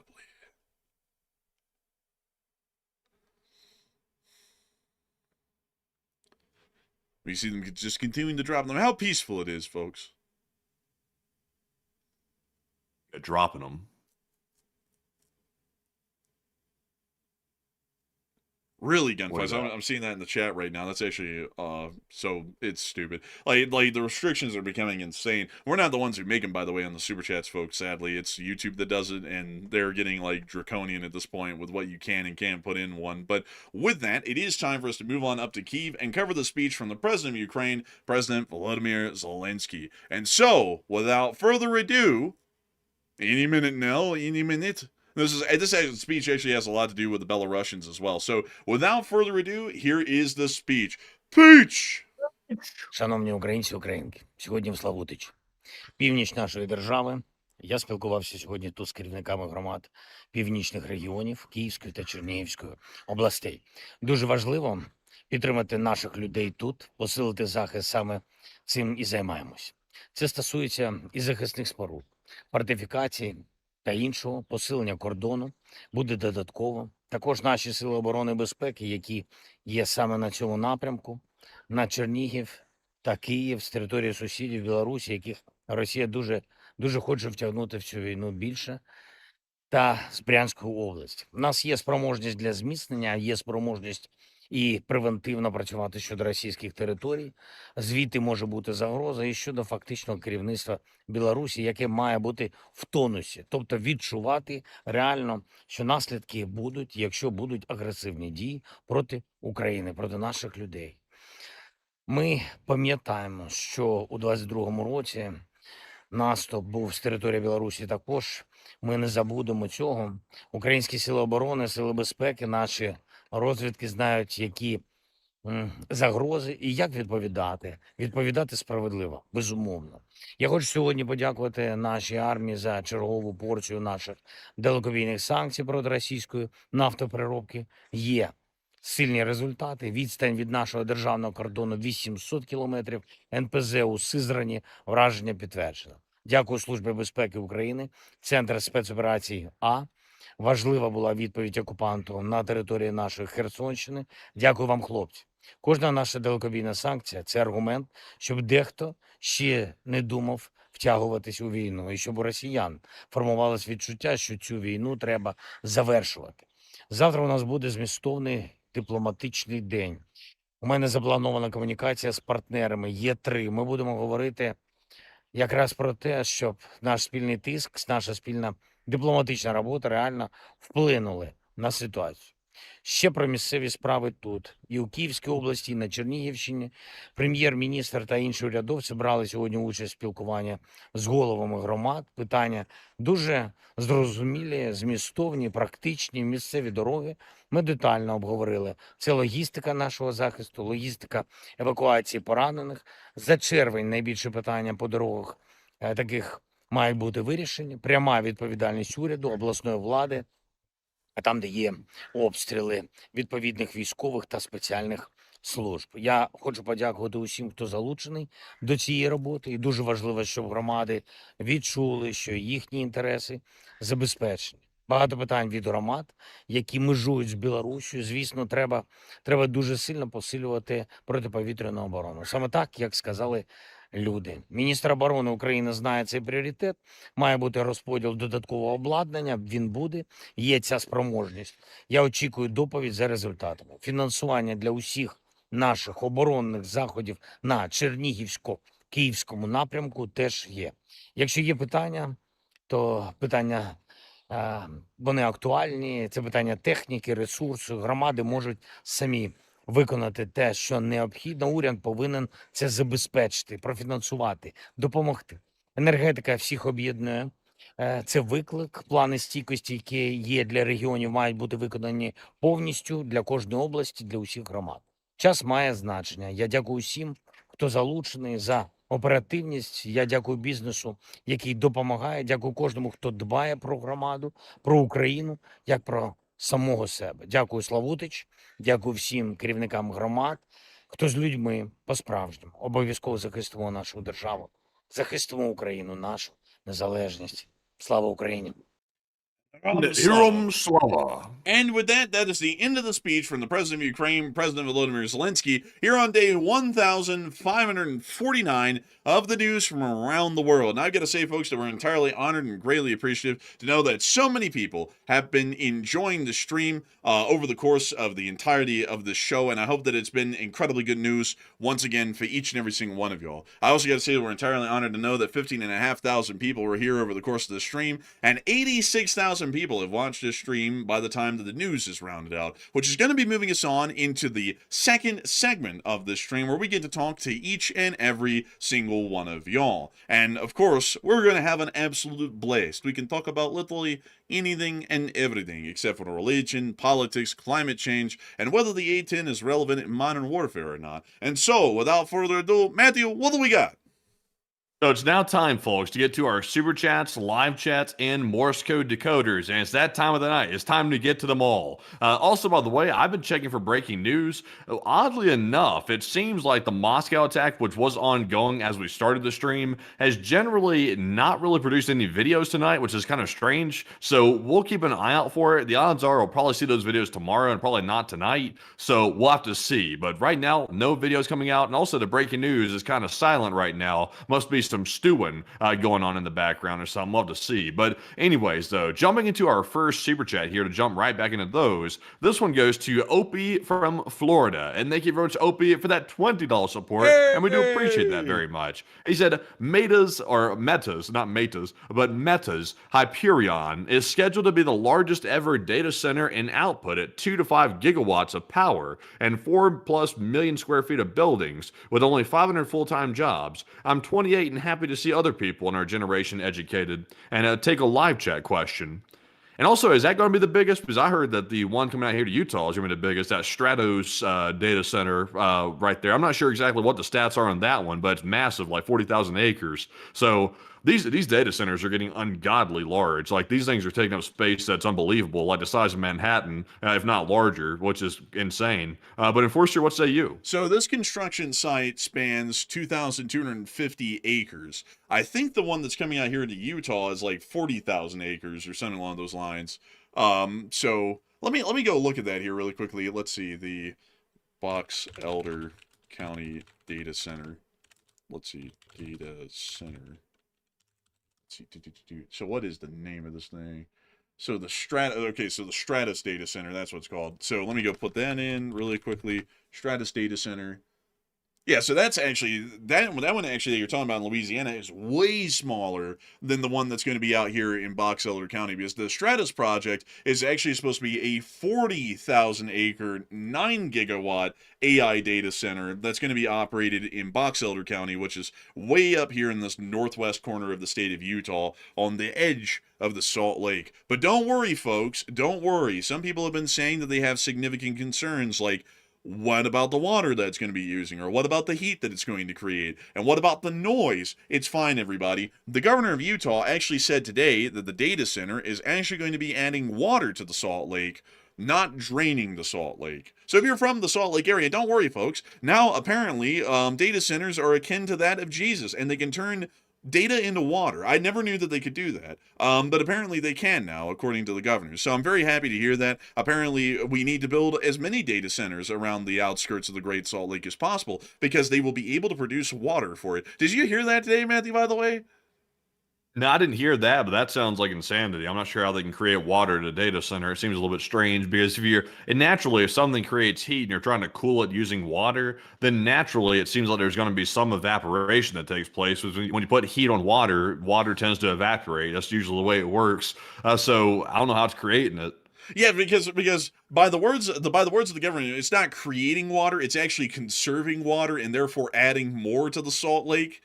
But it's like, that doesn't make any sense, because it's like, if it's a new industry being built, it has to intake, even if it's a closed loop sort of a cycle, they still have to take in a huge amount of water to start with. So that's clearly water that's being taken out of the system that isn't re-entering it, and then they'll probably have to take on more water in the future due to evaporation and other elements as well, because water will eventually evaporate and disappear to where you have to replace it, even in a closed system. So clearly it's going to be draining water a lot up front and then a decent amount over the rest of its lifespan. So I don't really know where in the world the argument is being made that it's actually supporting conservation of the Great Salt Lake, because to me it sounds like it's taking water from the watershed, because that's what any industry normally does, especially one like this, which is extensively electricity and water consumptive. So, that doesn't really make a lot of sense to me. But I do have to say, OB from Florida, data centers are a bane of existence at this point. They create very little jobs to actually operate these data centers at the size that they are. And they also are unemploying people at an unbelievable rate at this point across the country. Millions of people are losing their jobs right now from AI automation, which is a devastating thing for the national economy, and it's extremely devastating for those people who are laid off from their jobs that some of them have had for an incredibly long time, and now they're just being thrown out of them because AI is replacing them. It's absolutely ridiculous how that's going these days, and it's just, I feel like it's something that should be regulated. But luckily, folks, the Congress had our interest in mind, and they've already passed a law in the last administration, an act actually, that stated that the government was not going to be making any laws to regulate AI whatsoever for the next 10 years after the act was passed. So that was a good one. That was a great foresight. Let's let everyone lose their jobs over the next 10 years and then try and figure out how to fix it after the damage has been done. So, genius on their part. But a huge thanks to you for the support and helping this channel to keep on running, OP from Florida, and I hope that does address that the best that I can. And with that, we will make sure to take one from the live chat. So, Matthew, what do we got? And the live chat question here goes to none other than Shannon James. She said, what do you think of the U.S. stance on Taiwan and Xi's visit to North Korea and visit with Putin? I would say that the U.S. stance on Taiwan is incredibly weak and pathetic looking at the moment. The fact that we're not really willing to dedicate ourselves in supporting our legitimate ally for economic, strategic, and military purposes at all at the moment in a surefire way is absolutely asinine, and not only that, destructive to the American economic and strategic position in the Indo-Pacific. China's visit to North Korea is clearly showing, along with their recent visit of Putin to Beijing, that they are consolidating an Axis power in the world that is working to undermine U.S. interests, and any increased cooperation with the Chinese is going to be to our detriment at some point here in the future. So I would actually say that generally our foreign policy position right now on China and Taiwan Taiwan is absolutely abysmal. If anything, I would say the last administrations have been worse, the worst one up until that point. This one is easily taking the cake on having the worst Indo-Pacific strategy and foreign policy that I've ever seen so far. So I hope that does answer the question well, at least in my opinion. And Matthew, do you have anything that you would like to add, perhaps? On that one, honestly, you hit most of it. Really, honestly, you hit the majority of it. Taiwan has to be defended for the chips. That's the main reason why it has to be defended. And also, we're supposed to be supporting democracy too. So, I mean, that's a side note. But the chips are the main reason. If we're just being straight up honest here with no sugarcoating. So, if the U.S. just lets that go by the wayside, that's a huge oversight to say the least. I would definitely agree without a question of a doubt. Also, by the way, folks, I was looking on the side here really quickly while Matthew was talking about this upcoming data center that's going to exist here in Utah. And let me show y'all something crazy here about this. So this data center is 40,000 acres. Here is a rendering of it. Let me see if I can show y'all this on this article here of the rendering of what this data center is going to look like in size. And a minute now, it will load. This is going slow as Christmas. Well, I guess I'll just have to show it from y'all here, although it's wildly small. But this is the entirety of the data center that's going to be built in Utah. This is the one that's captivating the nation because it's the biggest one yet. And to give you all an idea of how big this thing is, it's 40,000 acres. And if you overlaid that on Manhattan, that golden circle area, which encompasses the entirety of Manhattan, is where this thing would be. That's how large this thing is in size. If you laid this over Salt Lake City, I can actually show you how big this is. If you laid this thing over Salt Lake City, it would encompass everything from Interstate 15, 215, and 80 in this giant square right here. So this thing is a actual measurable chunk. It's like 20% the size of the Salt Lake metro area, and they're going to go throw it out in the countryside up in Box Elder County.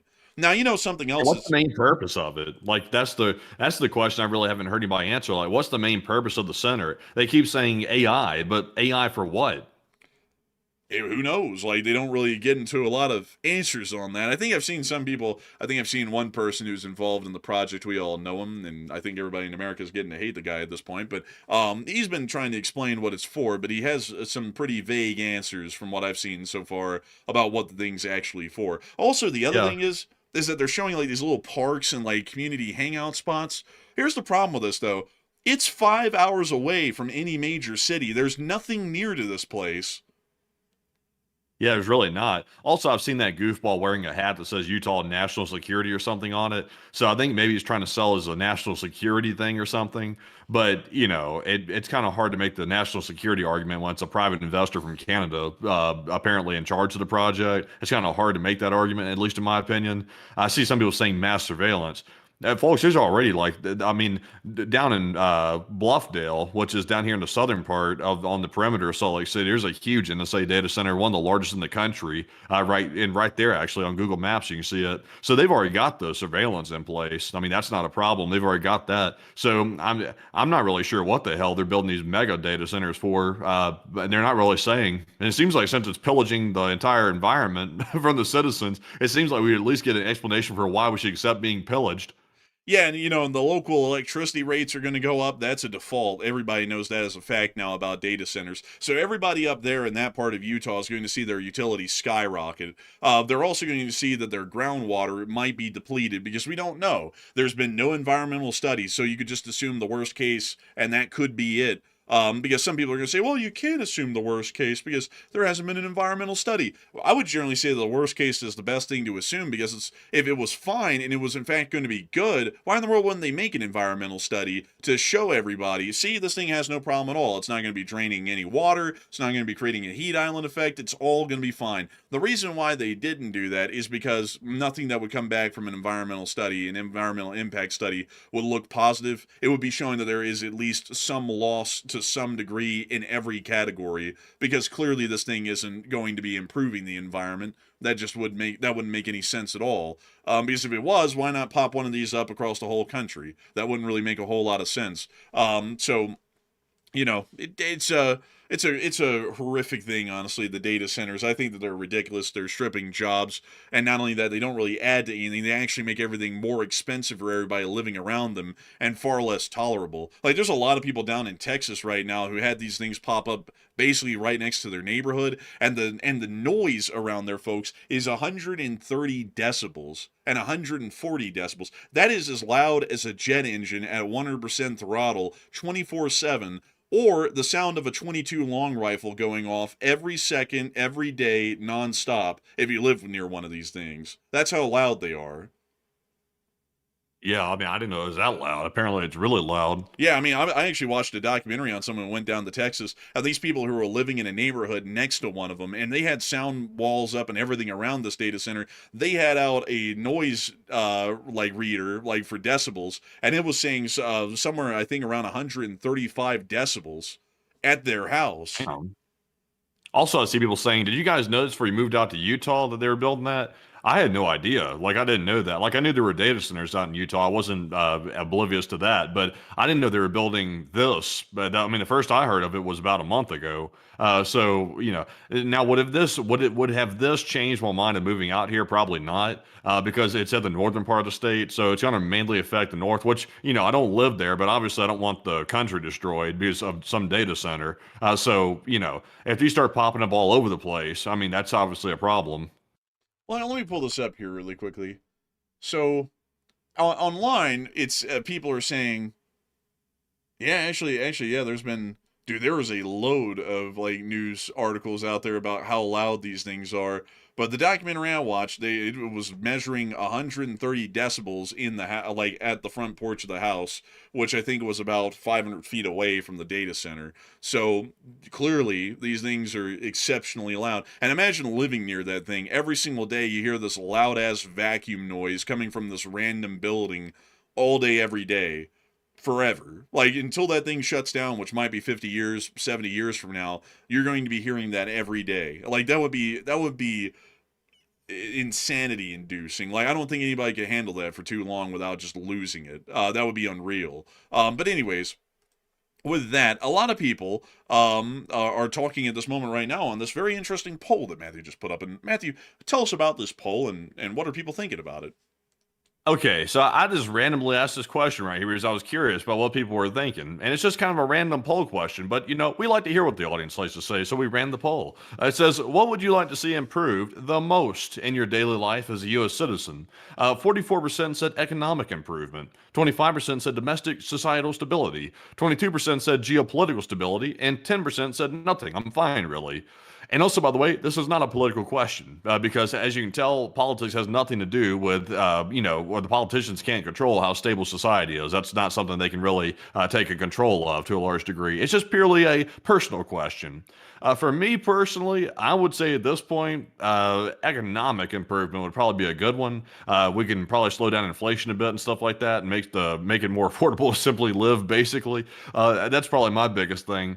The second biggest thing would be having some societal stability in the country where people aren't at each other's throats all the time and are a little bit more civil. But that's more of a comfort question, I would say. I think if people are a little bit more comfortable, they might be a little bit more stable. If people are on the verge of, you know, trouble, then, you know, they might not be very stable. That's just common sense. But Enforcer, what say you? I would say that really, to pick two of them, I would say economic improvement and geopolitical stability would probably be the best ones, in my opinion, to work on, because geopolitical stability automatically leads to economic improvement, and then home front economic improvement on domestic policies could finish up most of the major loose ends that exist, and foreign policy stabilization would certainly help a great deal.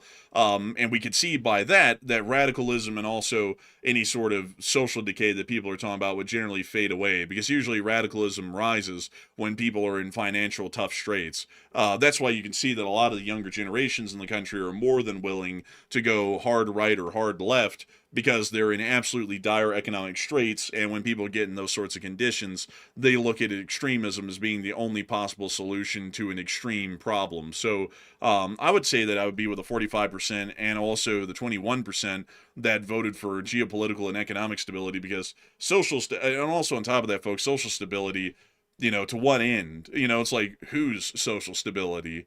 Because a lot of people will then get into the weeds on that. What is social stability? Because some people will say, well, it would be telling these people that they can't do this or telling these other people they can't do that. So which one do we pick to make y'all happy? And the answer is that we can't pick either, because 50% of the country thinks one way socially and 50% thinks the other way. So any social decision that you tried to make and enforce on the public, half of the country is going to hate it, and half of the country is going to like it, and that's just how it's going to break down at the end of the day. So I say to each their own on that one. All we can work on is the economic side of things and the foreign policy side of things, and beyond that, it's up to y'all to figure out. But anyways, I hope that does address it the best I can, and with that, we are on to the next one. And we also have a $20 support from Manly Taylor. And thank you very much, Manly, for that $20 support and helping to keep the channel running. And he said Iran did close its airspace last night. And I remember you guys talking about it during the stream. They didn't like they didn't close it. Like, it's just that there wasn't any flights through it at the time, but we did see some Mahan air flights pop up on flight radar during that moment. It's just that there's not really a lot of transponder data that's picked up. You can even see that there are flights here as well right now, because yesterday, like, people are looking for anything at this point on Twitter to make a big deal out of, and I've started to realize that here recently, that they're, a lot of the stuff that they're saying isn't really coalescing at all. So they'll say something like, oh my God, a major airlift, today's the day. And we've been watching a major airlift ongoing in the Middle East for a month and a half now, and it's never been the day, because that never indicates it. And then also... Wait, let me do it. Iran's airspace is closed and the U.S. responded. Iran's airspace is closed and the Air Force shut it down. Man, oh my God. Clickbait. People don't know the definition of clickbait until they see some of these titles out there. I mean, come on. Like, some of these are just straight up fake. Oh, well, let me think of another one. Khomeini farted on the toilet, and SEAL Team 6 taught him how. Like, or something like that. Man, I tell you what, awful stuff. Man, I gotta tell you, like, jeez.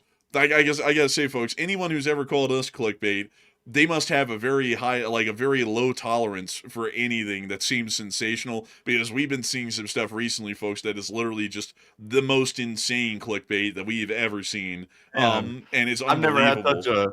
I've never had such a funny time in my life. Like, off stream, we'll take a look at some of this clickbait and we'll be reading it. It's so predictable. We'll literally predict what it's going to say. We'll click on a video that has this clickbait in it, and the title will literally be exactly the way we just made fun of it before we even clicked on it and knew what it even said. It's so awful. Like, it's really awful too. It's like, people are falling for this stuff. Like, this fake stories that are out there that are going around. There's like a new wave of clickbait that's worse than ever happening right now in the geopolitical space on YouTube, and it's bad.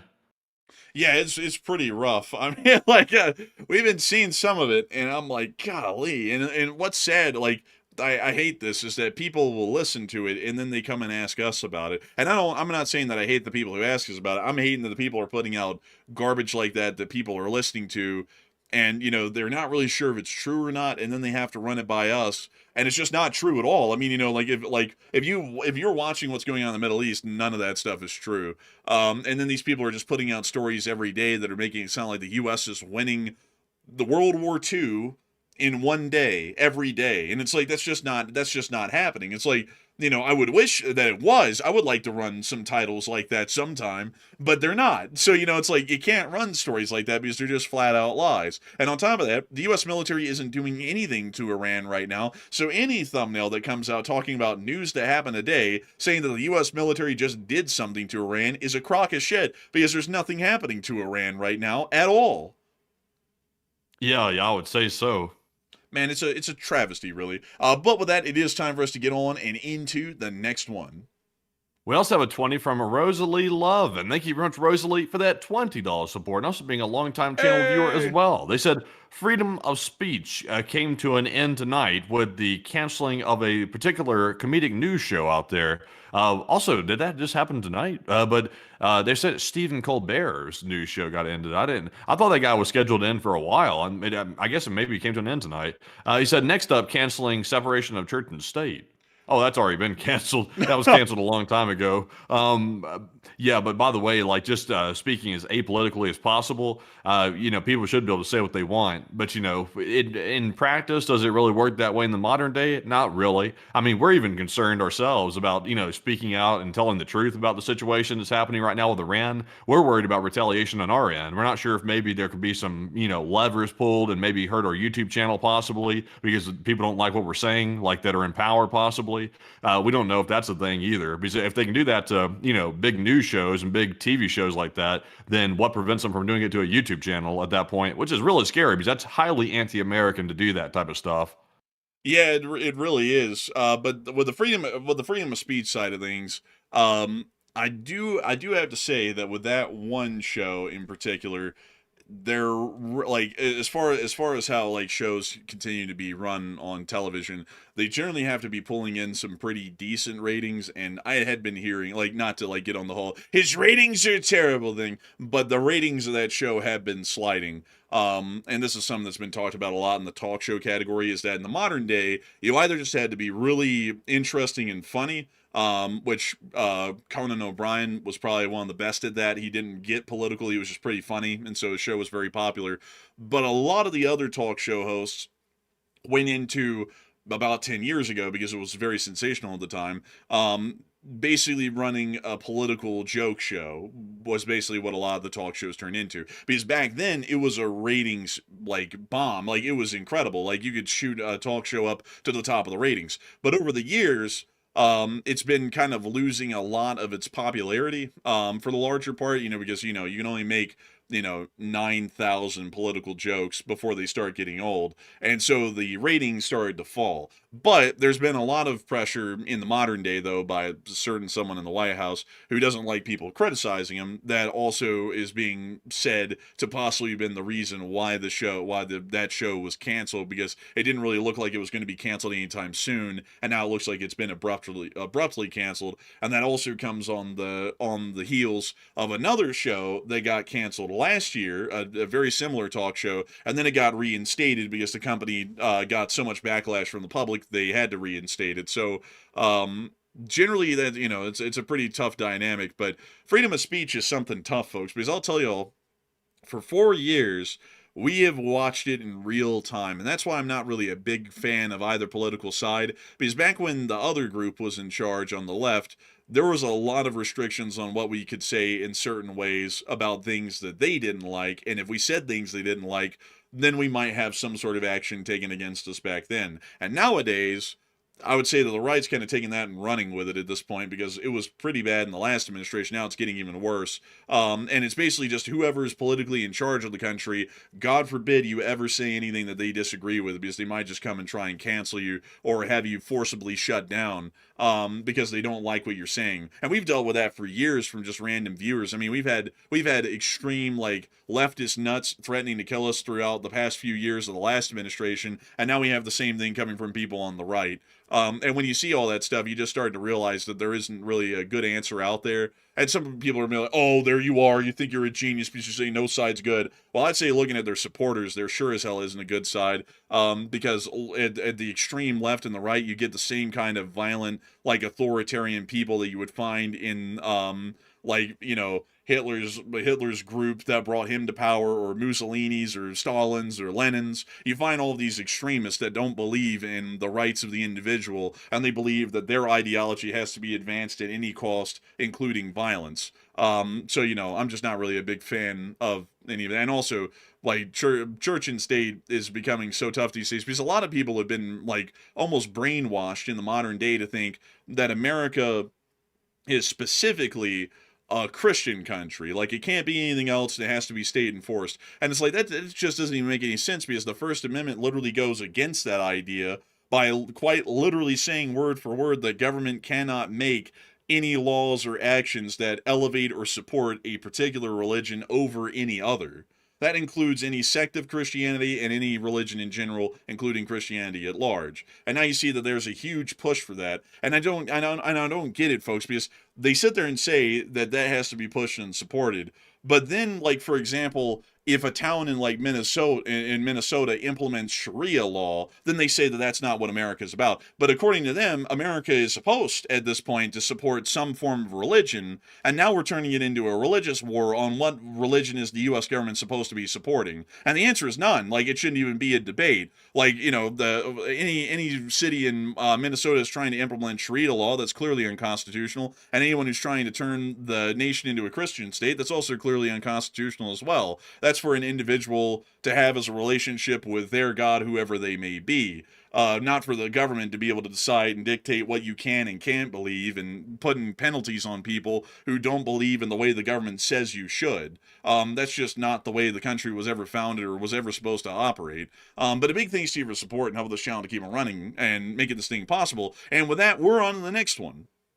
We also have a 20 from Hoodoo, and thank you, Hoodoo, for that support as well. He said, Peter the Great founded the Russian Navy. He is revered as the Russian naval, by the Russian naval groups as John Paul Jones is the U.S. naval history. And ironically, Jones was eventually hired to improve the Russian Navy under Catherine the Great.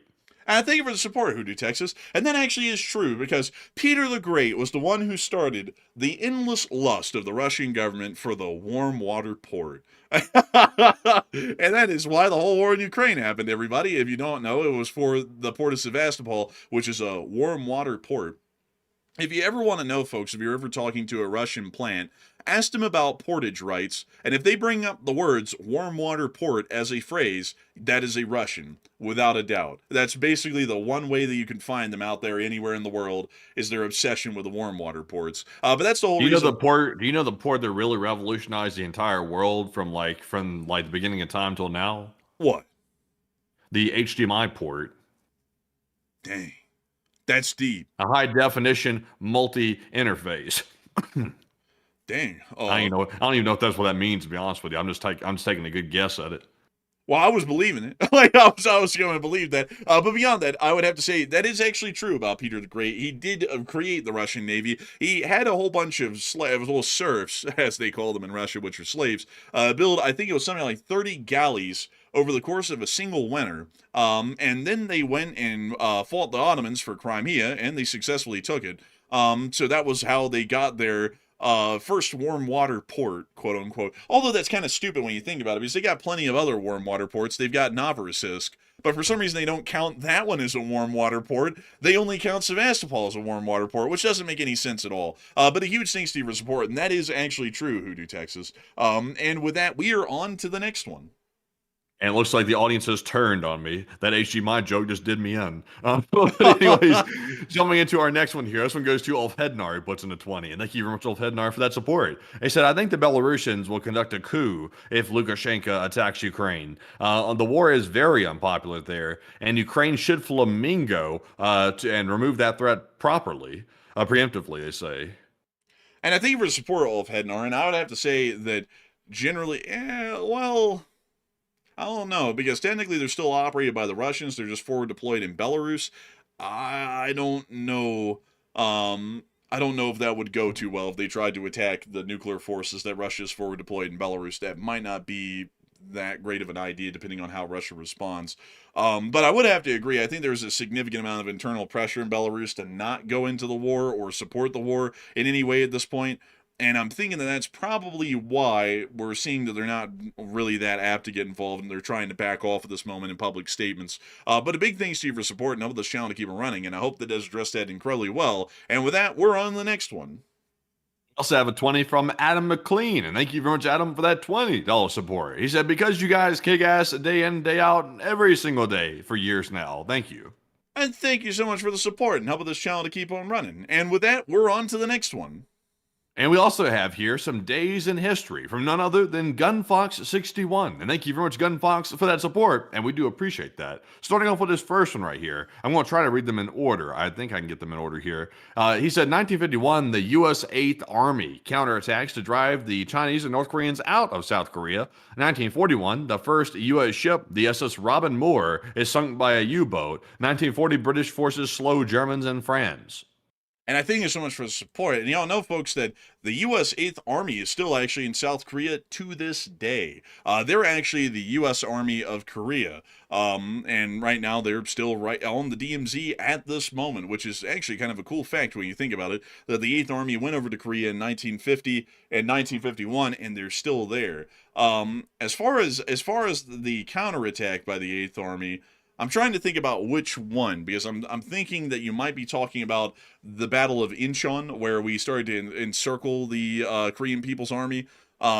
But that was a pretty interesting moment. The Korean War is actually a very interesting and wild war, and it's also crazy to think, folks, that most of the only people who have ever been in North Korea that are alive today were marching through North Korea as a part of the U.S. 8th Army during the Korean War, because that's really the only time that U.S. forces and U.S. citizens were in North Korea in any large or sizable number. But beyond that, a huge thanks to your support and sharing that one. And also, the SS Robin Moore. Let me pull that one up here really quickly. Let's see here. The SS Robin Moore. Oh, right here. It's got that big USA painted on the side. You can't mistake it. Man, who took this picture? Like, it doesn't have any context. It just says SS Robin Moore. So we don't even know who took that picture. Let's see here. Oh, here's a painting of the Robin Moore getting hit. Yeah, they got that big USA on the side. Yeah, it looks like some cheap rip-off boat. Man, honestly, man, this thing's kind of like busted, really. I mean, like, be straight up. It's a wait a minute, a book. How to abandon ship. Wow. Oh my God, man! How to abandon ship, and it shows the damn thing sinking right there. I feel like that's the book they should read about the Iran war situation right now. How to abandon damn ship. The book articulates naval experience and serves as a detailed survival guide for sailors in a wartime environment. Huh. Bro, if you ever have a captain and you're serving in the Navy and they hand you this book and say, "Read up, boy," you might want to like get off that ship. Like you might want to go find a different one. Man, I mean, straight up, that's not really a book I'd ever want to see on a ship. That wouldn't really install a lot of confidence in me to be like, yeah, I'm going to make it out alive. I would be thinking I'm probably going to be dead before this whole thing's over at that point. So, man, honestly, man, they need that one now, man, for the current administration on Iran, how to abandon ship, because that's what they're trying to do on the war at this point. But outside of that, also, let's see, the British forces slowed the Germans in France. That was actually the British Expeditionary Force getting encircled at Dunkirk. And then the French army would sacrifice themselves to allow the British Expeditionary Force to be evacuated back across the Channel and into England. So, a very interesting rabbit holes right there. And a big thanks to your support and sharing those with us. And with that, we're on to the next one. And his second one says 1951, the U.S. 8th Army counter. Oh, wait a minute, I just read that one. I'm reading the wrong one. I forgot to put a red check mark on it, but thank you, Gunfox. The second one he put in said 1927, Charles Lindbergh lands in Paris, completing the first solo air crossing of the Atlantic. 1881, the American Red Cross was founded by Clara Barton. A question from the chat. 9th of April, 1994, STS-59 experiments aboard the shuttle radar lab. And you know, the spirit of St. Louis is something else. To imagine that the Parisian people were assaulted by the spirit of St. Louis. Like, I heard that this plane landed, and he started running people's pockets out there in the streets. Man, when the spirit of St. Louis pulls up these days, man, and what is it? What was it, a blimp or something like that? What was it again? It was a plane right here. Or it was a plane, a blimp.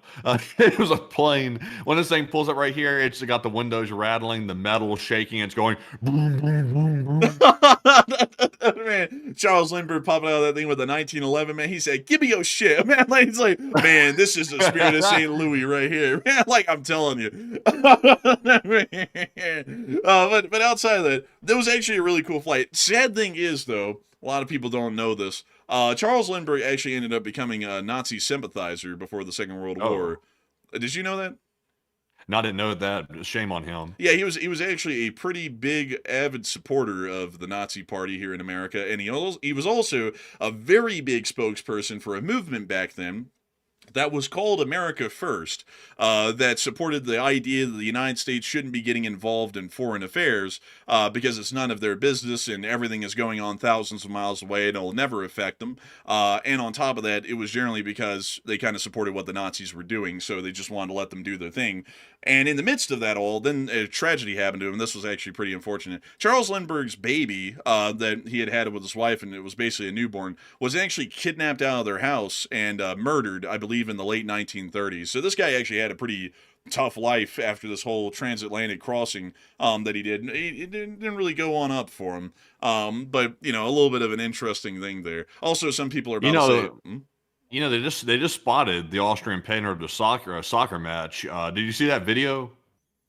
No. Oh, no. I did see that one. Yeah, he didn't have the mustache. Yeah, bro, they spotted the Austrian painter at a recent soccer game, a very famous soccer game. I couldn't tell if it was AI or not. Like, was it fake or was it real? I think it was probably AI because it was too uncanny, you know. I mean, it was odd. I mean, it's either getting extremely good, it was phony or fake or something. I don't know what the deal is, but I mean, it looked legit. I mean, people were acting like it was legit. I don't know. Like, I just don't believe most of those clips because I've been seeing a lot of those on Instagram where people insert themselves into a sports game and the bleachers, and the AIs put them there. So I think that one's probably not real. I would think because of the trend going on right now.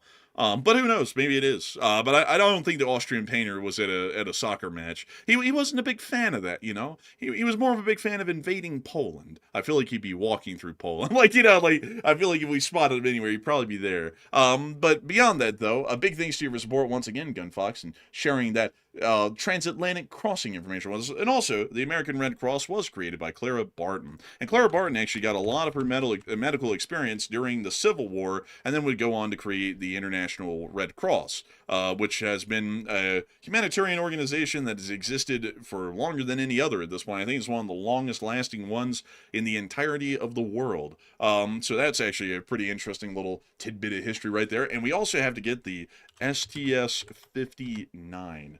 Let's take a gander, folks. Let's take a gander. So, let's see here. What was the point of this mission right here? Experiment. Huh. Very interesting. Very cool picture. The pictures from the space shuttle were always pretty neat. But a huge thanks to you for the support and helping this channel to keep on running, and also sharing another day in history with us. And it looks like we have one more on STS-65. So what do we got, Matthew? And he also said STS-65 was an international science mission that carried the International Microgravity Laboratory, the IML-2, on a 15-day mission, which featured the first animals, the Japanese rice fish, to conceive and bear offspring in space. Something funny there? Something comical? No, of course not. What does this fish look like? They're at the local supermarkets. Ah, I've never heard of this one. Well, you think that there's something funny about this fish happening to be Japanese and being a rice fish? I mean, come on, man. Come on. Well, I gotta say, Matthew, that we just don't stand for that stuff. I'm just kidding. Honestly, it is kind of funny, though. It's honestly the most stereotypical. Why do they call it a rice fish? I mean, maybe it likes rice. Rice fish? Pull it up. Google it. Google it, Jamie. Why did they call it a rice fish? Let's see here. Bruh. Why do they call it? Bro, don't pull this up on the air. So apparently the real reason why, not the obscene reasons that people keep listing here, which is very nasty to say these things, by the way. I don't know why people are saying stuff like this. But the real reason they're called that is because they live in the shallow flooded rice paddies of Asia. So that's why they call it that. So it is quite literally a rice fish. It just hangs out in the rice paddies. Yes, apparently so. Huh. I honestly thought that name was some sort of a joke, but legitimately, folks, these things actually live in the rice fields. Yeah, Some people were sort of like taking it a little too far, I would say. But what do you expect? Well, I mean, it is what it is. I mean, folks, it just is what it is. But I'd have to say, rice fish are quite particularly interesting creatures. But thanks to your support and sharing that with us, Gun Fox. And it's unbelievable. The Japanese rice fish went up to space. They had a good time, I hope. But a big thanks to your support and help this channel to keep on running. And with that, we are on to the also, we had to get one from the live chat. So, did he ask for one? We're getting one anyway. We're getting it anyway. So what do we got for Gun Fox? And this one goes to Mason Dog. And he said, how does Ukraine take out so many high-end air defense systems? It's kind of crazy like that. Because they suck. The basic answer is that Russian radars are actually not as fine-tuned and sensitive as we would believe they are. And for that reason, they don't pick up the drones that are coming for them. And they don't even know that the drones are attacking them or about to hit them, to be able to shoot them down or to be able to see the crews evade. So generally the short answer is that the high-end air defense systems are not that good actually in practice, and most of the time they don't even pick up the drones that are coming for them. So a big thanks to your support. I hope that does address that incredibly well. And with that, we are on to the next one. And we also have a $50 support from Chris Feilbach yet again tonight. And thank you very much, Chris, for that $50 support. Hey! Also, by the way, Chris was doing a very good explanation, by the way, of the whole situation with the chips. And it was very informative, to say the least. And I did appreciate that. And Chris also said, a Polish town fought an entire war over a cow. You know, the cow war is something that we must talk about extensively here. It's a thing of important study, you see. Let me pull it up, the cow war. Oh, well, apparently there's been several wars over cows. There was one in Iowa over a cow. But beyond that, though, I do have to say that these cow wars, there's been a lot of wars started over things that don't really make a lot of sense. We actually had something equivalent to that, where we almost went to war with the British over a pig. They call it the Pig War. And basically, folks, what happened was that Rosie O'Donnell was up in Washington. I'm just kidding, by the way, everybody. That joke's 10 years old. The real answer is that the governor of the British Columbia Territory in Canada, who was British because at the time Canada was still a British holding, had this prized pet pig that he loved so dearly. And it was one of those big fat pigs, like the ones that kind of look a little odd. I don't know how to explain them, but anyways, he would let the pig roam around. And crazily enough, at this moment in time, Washington State and Oregon, I believe, were a part of the British Columbia Territory. And so they lived somewhere up here near to Abbotsford or Bellingham, if I'm not mistaken. And this governor would let his pig wander around, and there was a lot of American settlers in this area as well. And as a matter of fact, 2/3 of all of the settlers in the southern end of the British Columbia Territory were Americans, and then 2/3 of them in British Columbia were British, or British subjects as a part of the Dominion of Canada. So this American farmer went up to this governor and said, "Your damn pig keeps rooting up all my crops. I'm going to shoot that damn thing if it does it again." And that governor went, "Oh, whatever. Go on, piggy." And then the pig went and ate the guy's stuff again. And that guy shot the pig. He killed the pig. He chased it down. Like eyewitnesses said, he literally chased it down into the woods because the pig was terrified, and he blasted that thing near a stream in the woods, killing it. And so the British governor got enraged, like pissed, like royally pissed about this pig getting killed. And so he actually called for the flotilla in British Columbia to come down and start threatening the U.S. So then, what's crazy, folks, is that two people from the U.S. Civil War that y'all are going to know quite well, I think it was Ambrose Burnside and also Custer, who was not a general yet. He was, I believe, a colonel or a major at that point. But Colonel Custer from the Battle of Little Bighorn and Ambrose Burnside, I believe, were both there. And then they started to call forward the U.S. militia in the area. And by the time that Washington and London figured out about this, they were quite literally days away from going into a full-blown war without either side knowing it, out in Washington State because of this pig getting shot. So then, of course, the British government, the official British government, and the U.S. government had to get together and negotiate everything. and go, look, this is a whole big bunch of nothing. You know, the guy clearly didn't mean to kill the pig. The pig isn't that big of a deal. We can all agree on that. So let's just settle this whole thing. And I believe that that was what got, I believe that was one of the important moments that led us to actually get the 48th parallel as the border between Canada and the United States. And that's how we divvied it up from there, was because of that almost war that happened over the pig. And then it was the Webster something treaty that got us to the northern part of Maine, which was a separate treaty around the same time. But still, a pretty crazy story is what people will fight wars over, you know, pigs, cows, random stuff. But you know, I guess it kind of is what it is. I mean, you know, if anyone has a prized pet, I guess everybody could kind of get the frustration of that British governor. And if anybody has, you know, stray animals wandering around messing with their stuff, I bet a lot of people could get the American farmer's side of the argument as well. But a big thanks to you for the support and help with the channel to keep on running, Chris. And quite the crazy story, actually. And with that, we are on to the next one. And we also have here a question, or actually a super chat from the Jester of Woe. And thank you very much, Jester, for that 20. They said, I love y'all's coverage, and thank you for continuing to keep us updated, and long live the LSA. And thank you so much for enjoying our coverage, and thank you so much for being a member of the Lee Spring Army. And so long live the Lee Spring Army. The Lee Spring Army will never truly die. And with that, we're on to the next one. And the next one goes to Anti, who puts in a 10. And thank you very much as well for that support. They said, are the hardliners forcing Putler's hand? There really isn't any hardliners in Russia. Putin is basically the end-all and be-all in Russia at the moment, so there's really no external influence on him, because if there was, they would be purged. So I would actually have to say this is more so Putin's own volition, and probably a lot of people want to hop off of this burning wagon at this point, but Putin is not letting anyone hop off. So a big thanks to you for support, and I hope that does address that the best that I possibly can, and a huge thanks to you once again. And with that, we are on to the next one. We also have a 10 from C146, who actually put in two super chats. And the first one said, make funny comments and donations, not war. You know, I wish that was the case.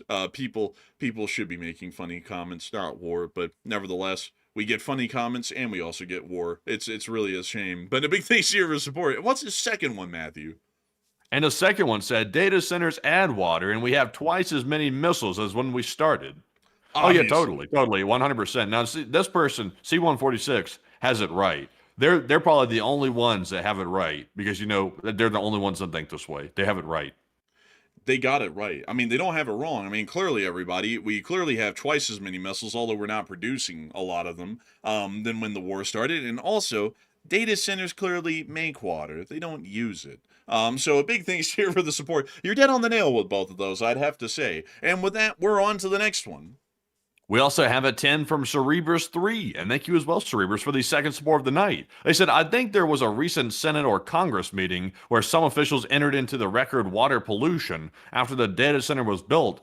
Could be incorrect, though, but watch part of it. And I thank you for the support, and I wouldn't really doubt it a whole lot, because there's actually a lot of water pollution that goes on in the country from a lot of construction projects, mining projects, and whatnot, nationwide.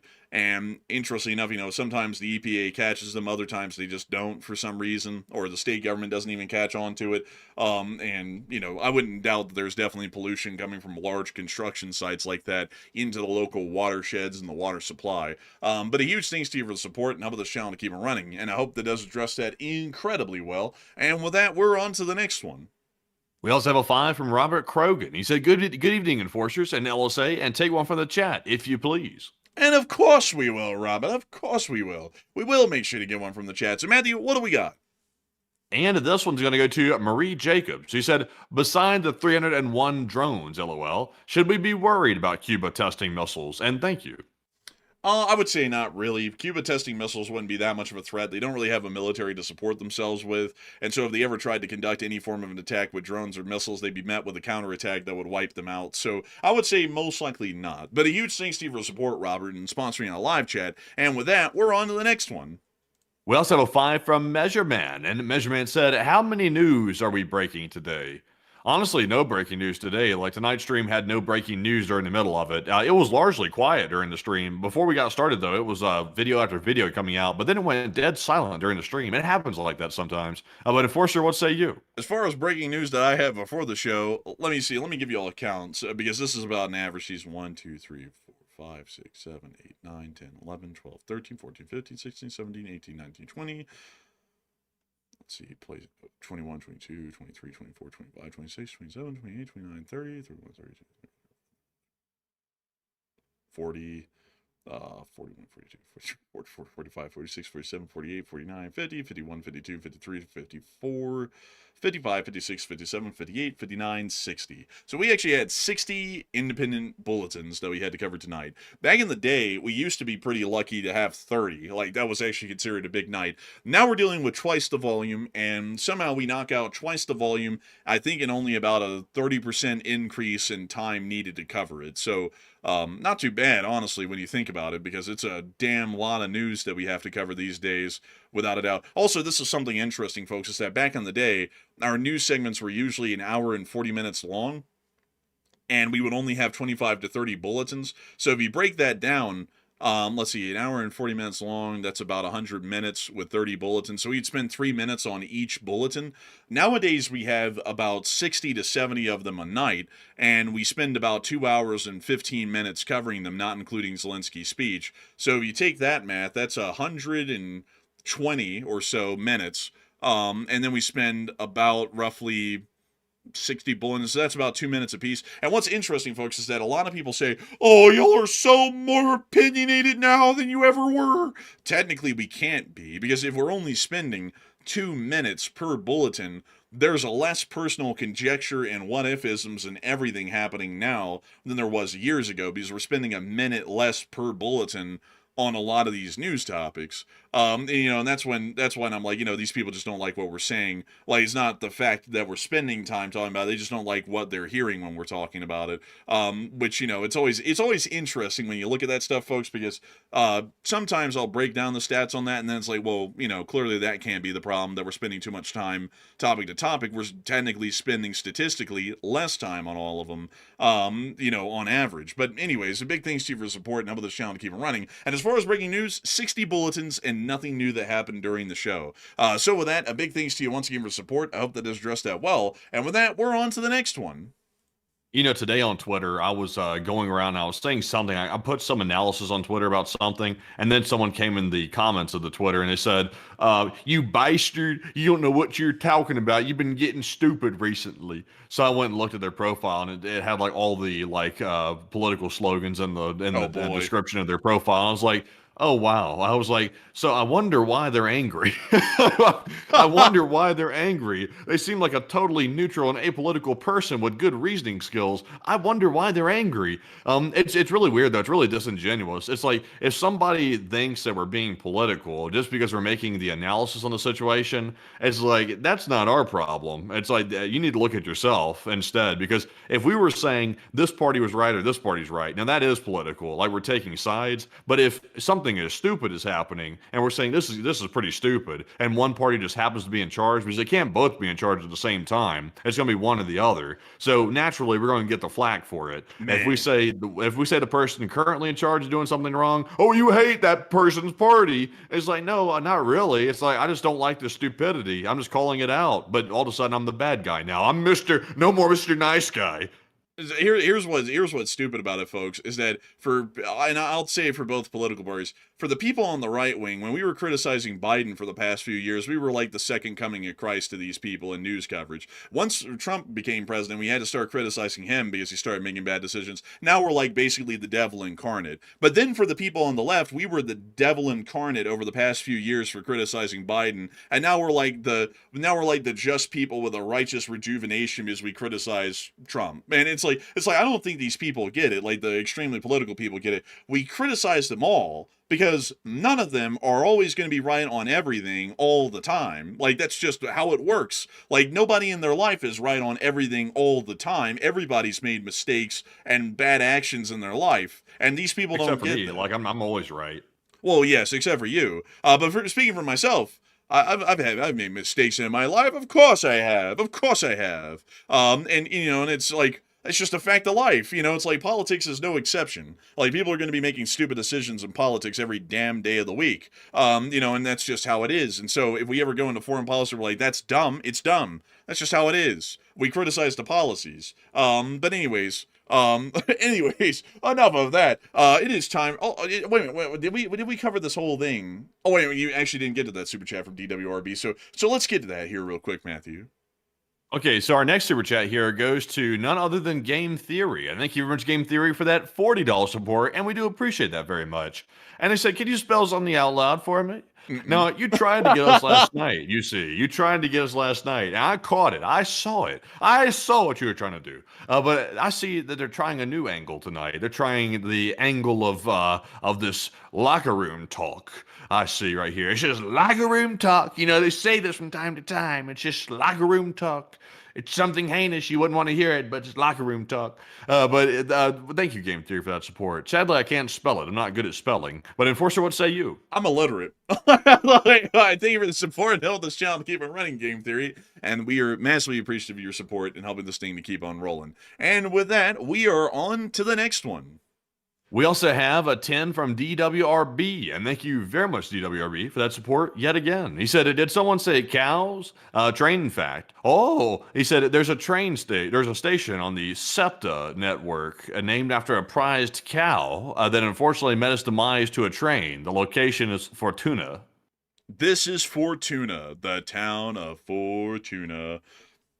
Matt, do you think that train name was a joke, like SEPTA? It sounded too close to septic. No, it's probably named septic because probably there's a septic tank nearby.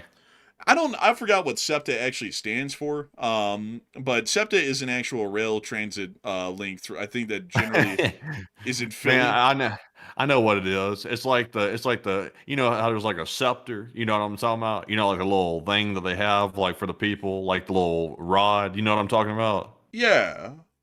It's like that's like the thug way to say it, SEPTA. Man, give me my SEPTA, boy. SEPTA. Man, but SEPTA is the Southeastern Pennsylvania Transportation Authority, abbreviated as SEPTA, which runs regional public transport, buses, trolleybuses, streetcar, light rail, light metro, rapid transit, and commuter rail. SEPTA is actually a pretty interesting commuter service. I'd say that their name is a little wonky because every time I say it, folks, I think of septic, like a septic tank. But it's really cool, though, because they have these neat paint jobs for their trains. I'm trying to find their newer one. Do they not have pictures of their newer ones? They should have pictures of their newer ones. Let us find a picture. There we are, of their newer ones, like these, which are basically just ACS 64s. They look good. I thought they looked cool. I mean, they look pretty decent. It looks like a little bit like a Amtrak, a little bit. It looks a little bit like Amtrak. Amtrak? Boy, you better not confuse SEPTA with Amtrak. Man, I tell you, man, you get on SEPTA, you're in for a treat. You get on Amtrak, as long as you're not in coach, you're not in for a treat. I mean, like, you know, I've heard some things about SEPTA, you know, like kind of like some stabbings here and there, you know, things like that. You know, it's like what if people get a little stabby? I mean, it happens. It's America.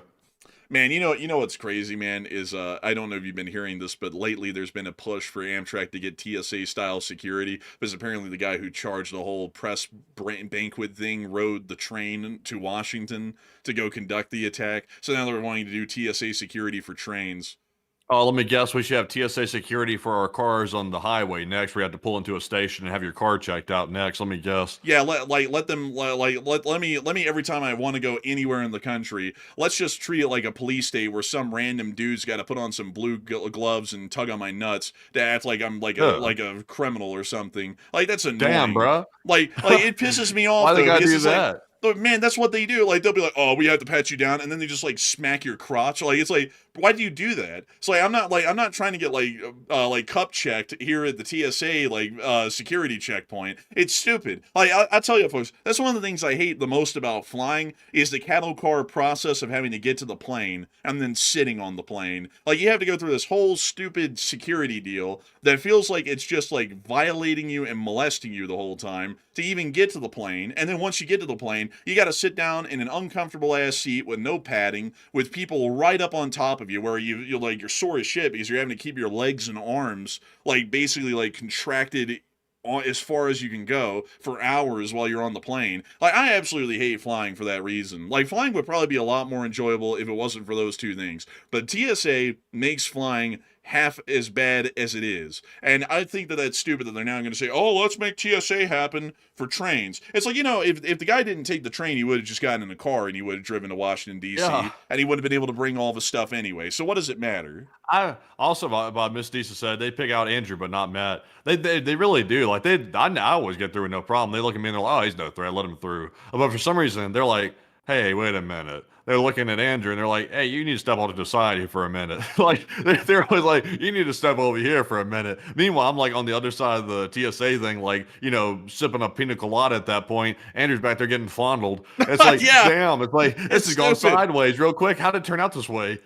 I don't know what it is either. It's like, like they're like, there's something like, and for some reason, folks, I always get flagged because they're like, there's something up with your pants. It's like, they're shorts. Like, what do you want me to say? Like, the belt's off. It's just shorts.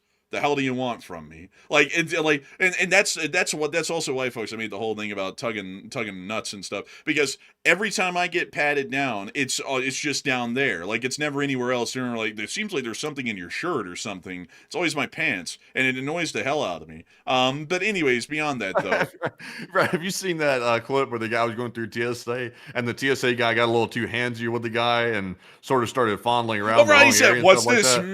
Right, yeah. he said, honestly, bro, like that was honestly a violation. Like the guy was grabbing all over his crotch and stuff like that, and the guy said, "Huh, what's this?" And the guy's like, that's my dick. Bro, that's my meat, man.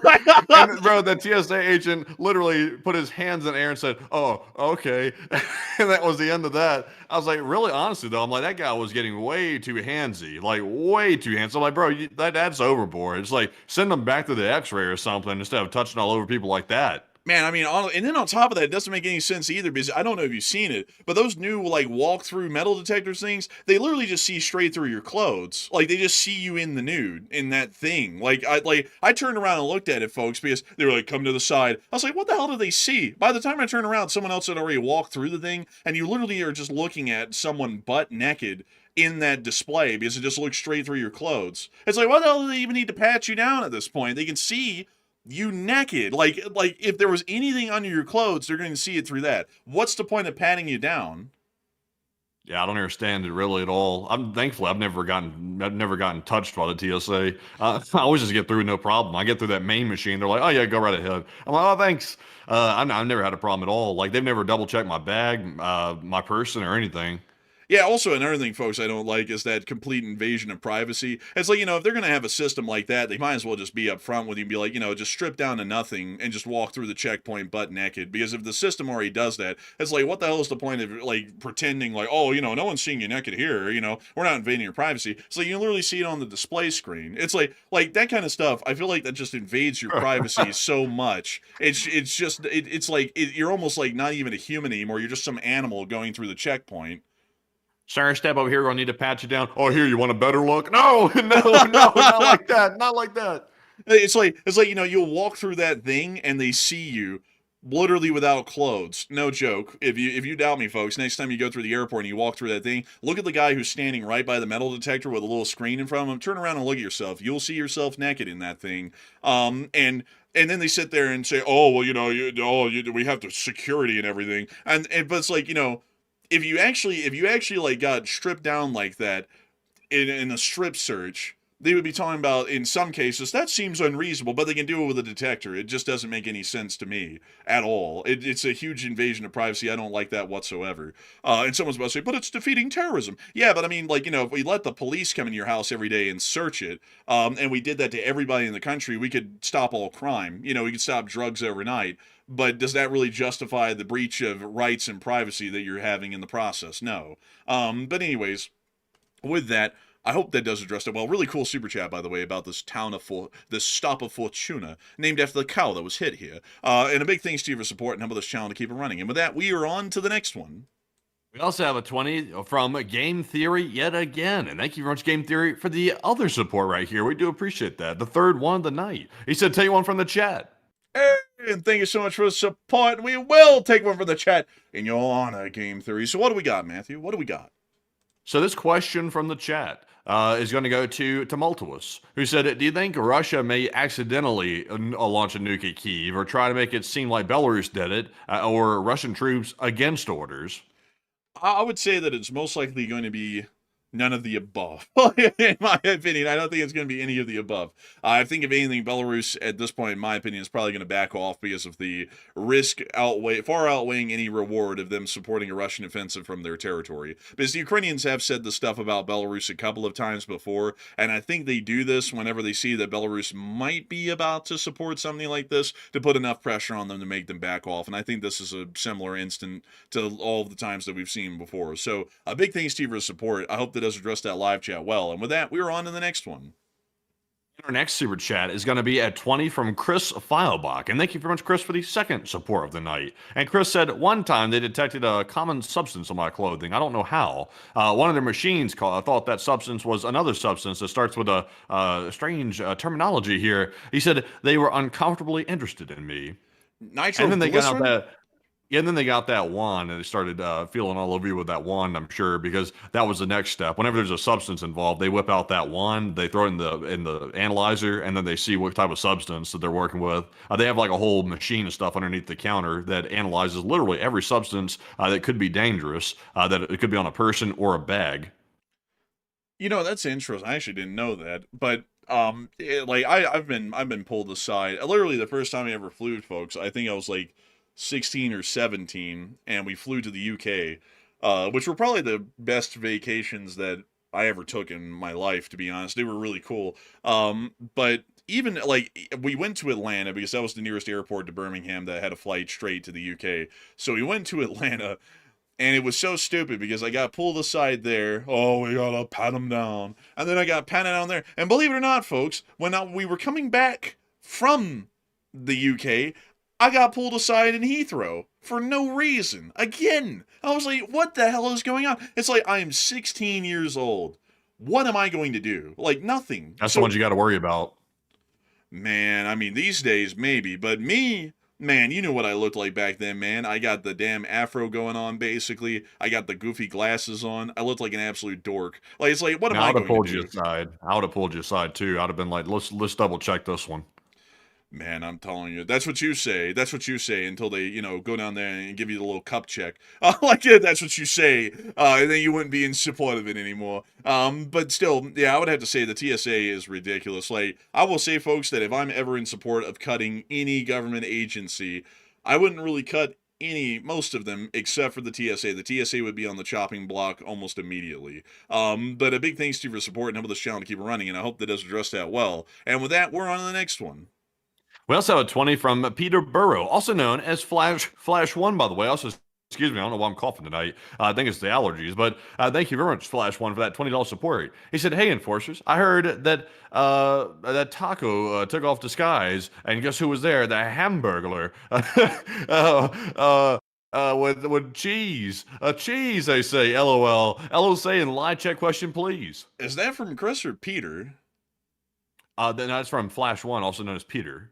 Oh, I was looking for the name. I was like, who said that? But beyond that, I gotta say, it sounds like a story that might be true to me. We'll have to look into it and verify it. But these days, crazy stuff like that, it happens all the time. But a big thanks to your support, bro. It's a joke. What are you talking about?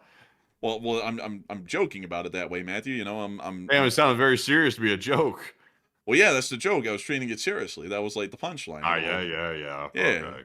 But a big thanks to your support and helping the channel to keep running. Man, you're like a misunderstanding like everything these days, man. Like earlier in the poll at the beginning of the stream, I'm sitting there trying to get an answer. I'm like, this happens every year. And right when I'm about to go, but you go, wait, no, but the thing with Belarus, I'm like, yeah, like I'm about to get to that, like right now. I'm like, man. I don't know. I don't know. It sounded like you were disagreeing. Like it sounded like you were disagreeing with me. I was like, wait a minute. I was like, you're leaving something out. So I had to butt in before it went any further to make sure that we had the facts straight. Well, yeah, but if I'm disagreeing with you, don't I have a right to even disagree without being interrupted before I can even get the whole point out?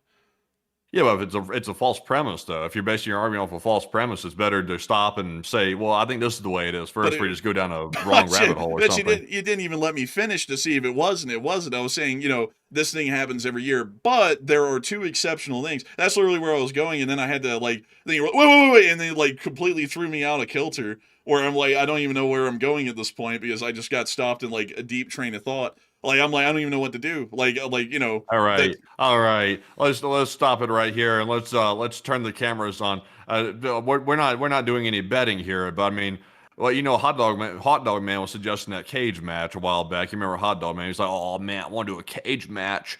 How many of y'all want to see a cage match, eh? I'm not really a fighter kind of a person. Like I'm not like a big fan of that.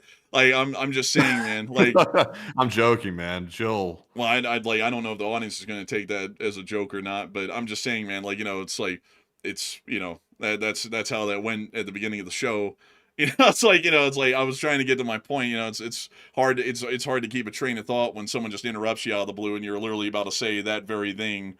And then you're having to try and figure out how to get back on track. That's all I'm saying. But anyways, beyond that though, I do thank you for the support and help this channel to keep it running, and we will make sure to get a live chat. So what do we got? And we have here a live chat question from Bigfoot, who said, besides oil tankers, what are other ships carrying that are stuck in the strait? Not really a lot. There are some container ships and a couple of other vessels like bullet carriers that are generally in the strait, but there's not a lot of them. I mean, it's a very, very small volume because mostly that's just importing stuff to the Middle East, and the consumption there isn't that big for those kinds of products because the population is fairly small across the Arabian Peninsula. So mostly it's just oil tankers, and that's also the one that has the most economic impact is the oil tankers, because without the oil in those ships, the world's economy is going to grind to a halt. So a big thanks to you for support and helping this channel to keep on running, and I hope that does address that live chat well. And with that, we're on to the next one. We also have a 20 from Chris Feilbach yet again, and thank you very much, Chris, for the third support of the night. And Chris said, do you want to go to a private room? He said, quotations, no, I want everyone to see what you're doing. I still got through after they asked a bunch of dumb questions twice. They said, are you sure that's where you came from? And he said, yes, that's why I said it. Honestly, it sounds like they were heckling you, to be perfectly honest right there. It feels like they're heckling. Honestly, I will say this, a lot of people say TSA is security theater. They can catch the blatant stuff. Like if it's a stupid criminal trying to do something stupid and it's obvious and blatant, they'll probably catch it. But if it's somebody that's intelligent, those are the more dangerous ones. You got to really watch out for those because they can slip stuff past it that I've heard about that's getting really ugly that they can get past TSA. I wish it was more than just security theater because it would make me feel a lot better. But if someone's really nefarious, I mean, that's what scares me a bit. If somebody's really nefarious. But yeah, it sounds like they were heckling you.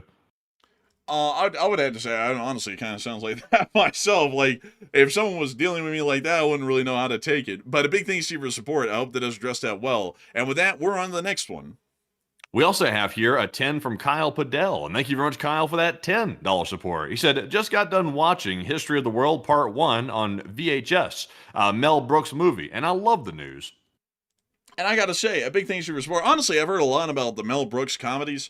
I need to watch some sometimes around. But a big thanks to you for the support and loving the news. And with that, we're on to the next one. We also have a 10 from Sambun, and thank you, Sambun, as well. He said, I found you guys in December. Best source of news and community here, and when things start heading downhill after July 4th, how expensive do you think the Costco chicken will become? I don't think the Costco chicken's going to budge. They say it's going to stay the same. They say the hot dog's going to stay the same too. Hopefully it stays the same. That's their loss leaders anyway, so they usually have to lure people into the store. So they're okay with taking a loss on that kind of stuff right there. It's mainly just a lure. And then they upcharge people, I'm sure, on other stuff. But Enforcer, what say you? I would have to say, I think it'll probably go up a bit. It'll probably get up to like $7. But it is a loss leader, so they're not looking to make profits. In fact, they can make a loss on that to some extent. So it probably won't be going up all too much. It's the other stuff in Costco that'll be going up a whole load, if anything goes up, which it will. But a big thanks to you for support. I hope that does address that well. And with that, we're on to the next one. We also have here a 5 from Hoodoo, and thank you, Hoodoo, for that $5 support. He said, Admiral John Paul Jones. Wait a minute, did I already read this one, or did he throw this one in a second time? Let me see Second here. time. Oh, he did. He threw it in the second time. But he said on the second one here, he said Admiral John Paul Jones led the Russian Black Sea Navy to victory at the campaign of Liman, decisively defeating the Turkish fleet 1787-8. And a big thanks to your support. And that's actually very interesting here. I actually don't know a lot about the life of John Paul Jones after his service in the U.S. Navy, if we could call it that, or the Continental Navy. But a very interesting fact right there. And a big thanks to you for sharing that. And so a huge thanks to you for the support. And with that, we're on to the next one. And also, by the way, someone said, please keep your cameras off. What the hell? Like, damn, man. Like, what's going on here? Keep the cameras off. We don't even have cameras set up. Like, I have like a camera set up over here. I made like a Patreon video with or something like that. But how dare you? How dare you, good sir? But anyways, though, moving on to our next one. This one goes to none other than Gary Schreiber. And thank you, Gary, for that 5. He said, you guys passively argue like brothers. Entertaining and intelligent news also. That's because we are brothers, by the way. Tonight seems like not really jiving like all that smoothly tonight, but, you know, it happens. We are brothers, after all. But I'm glad you find it entertaining and intelligent on the other end of things. But Enforcer, what say you? Thank you for the support, and sometimes we do. Sometimes we do. I think tonight we've kind of been like bumping head first into each other a couple of times over the course of the night for a couple of reasons, like you know, a myriad of them. So you know, tonight has not been the smoothest of nights, but it happens from time to time. But a big thanks to you for support and helping this channel to keep on running. And with that, we're on to the next one. We also have a 5 from Quicksilver, who said the pizza index is spiking. Honestly, I think the Pentagon's just getting to the point they're overeating at this point. Like, I don't even think there's any logic to it. Like, they're just eating, like, I'm not even sure at this point if it's the Pentagon. I think the entire, like, local surroundings of the Pentagon just might be hungry, like, lately or something. But Enforcer, what say you? I honestly, like, the pizza index is spiking every day, it seems, at this point. Honestly, I feel like the pizza index doesn't even mean much of anything anymore, because it's almost every day that it's elevated, and it's been like that for months now. I feel like it's been like that since Venezuela, and it's never changed, and at this point, I just don't really take it for much, to be honest. But a big thanks to you for your support and helping this channel to keep it running, and with that, we're on to the next one. And our next one is going to go to Quicksilver. Actually, I just read that one, but thank you, Quicksilver, for that support. I got to remember to put the red check marks on these. Well, we also have a 5 from Miss Paula Thomas, who said OFFS for I can't read that, but they said USA get with the Ukrainian Mutual Defense Agreement with Ukraine. I would hope that they eventually do, but in the current political climate, you never know. Probably not, sadly. But a big thanks to you for support and helping this channel to keep on running. And with that, we are on to the next one. And our next one goes to C-146, who said, my mom fought a war over a cow, and then she married him. Damn. Okay. Good All right. God. That was out of left field right there. I wasn't expecting that. I thought they were about to hear some mother lore or something. Right? This would turn into an ugly case right here. But unfortunately, what say you? Damn, that's brutal. I mean, you know, there's some folks like that out there, though. You know, oh goodness, you know, there's a lot of tough folks out there in the world. So you know, I'd get it. That's valid on Gawk. That's valid. But a big thanks to you for support and helping this channel to keep it running. And with that, we're on the next one. We also have a 2 from Dean London, who said, UK salute. And a big thanks to you for the support, Dean, and helping this channel to keep on running. Because if it wasn't for folks like you, we wouldn't be able to keep this channel running and make this thing possible. So a huge thanks to you so much once again. I hope that does address that well. And with that, we're on to the next one. We also have a 5 from Game Theory, and they said, did you see the protest in England had a client that marched? What are they protesting about now? Oh, it's probably something about the government, I'm sure, because, you know, there's been a lot of that lately. I haven't personally seen them. I generally just kind of avoid domestic political stuff in most, like, even in foreign countries these days, because it's just very aggravating. You know, it's aggravating in one way or another, like, regardless of the political side that it's coming from. Like, you know, right now, just being honest, the right's running the United States and it isn't going that well in foreign policy, and the left's running the UK and it isn't going that well in foreign policy, and it's just very aggravating to look at from a neutral perspective, just looking at the both of them. And so I don't really get a lot into the politics of those countries and really looking into it because it just gets me very aggravated. So unfortunately, I haven't looked at it, but I do thank you for the support and help this channel to keep on running. And with that, we're on to the next one. And our next one goes to Plazoth, who puts in a 2. And a huge shout out to you, Plazoth, for always throwing in that support, and we do appreciate that. We also have a 2 from Adam McLean. He said, Russia is always full of crap. I would say so. I would generally agree. But a big thanks to you for support and help this channel to keep on running. And with that, we are on to the next one. We also have a 2 from C146W yet again, who said, Lewis has a great bit about TSA.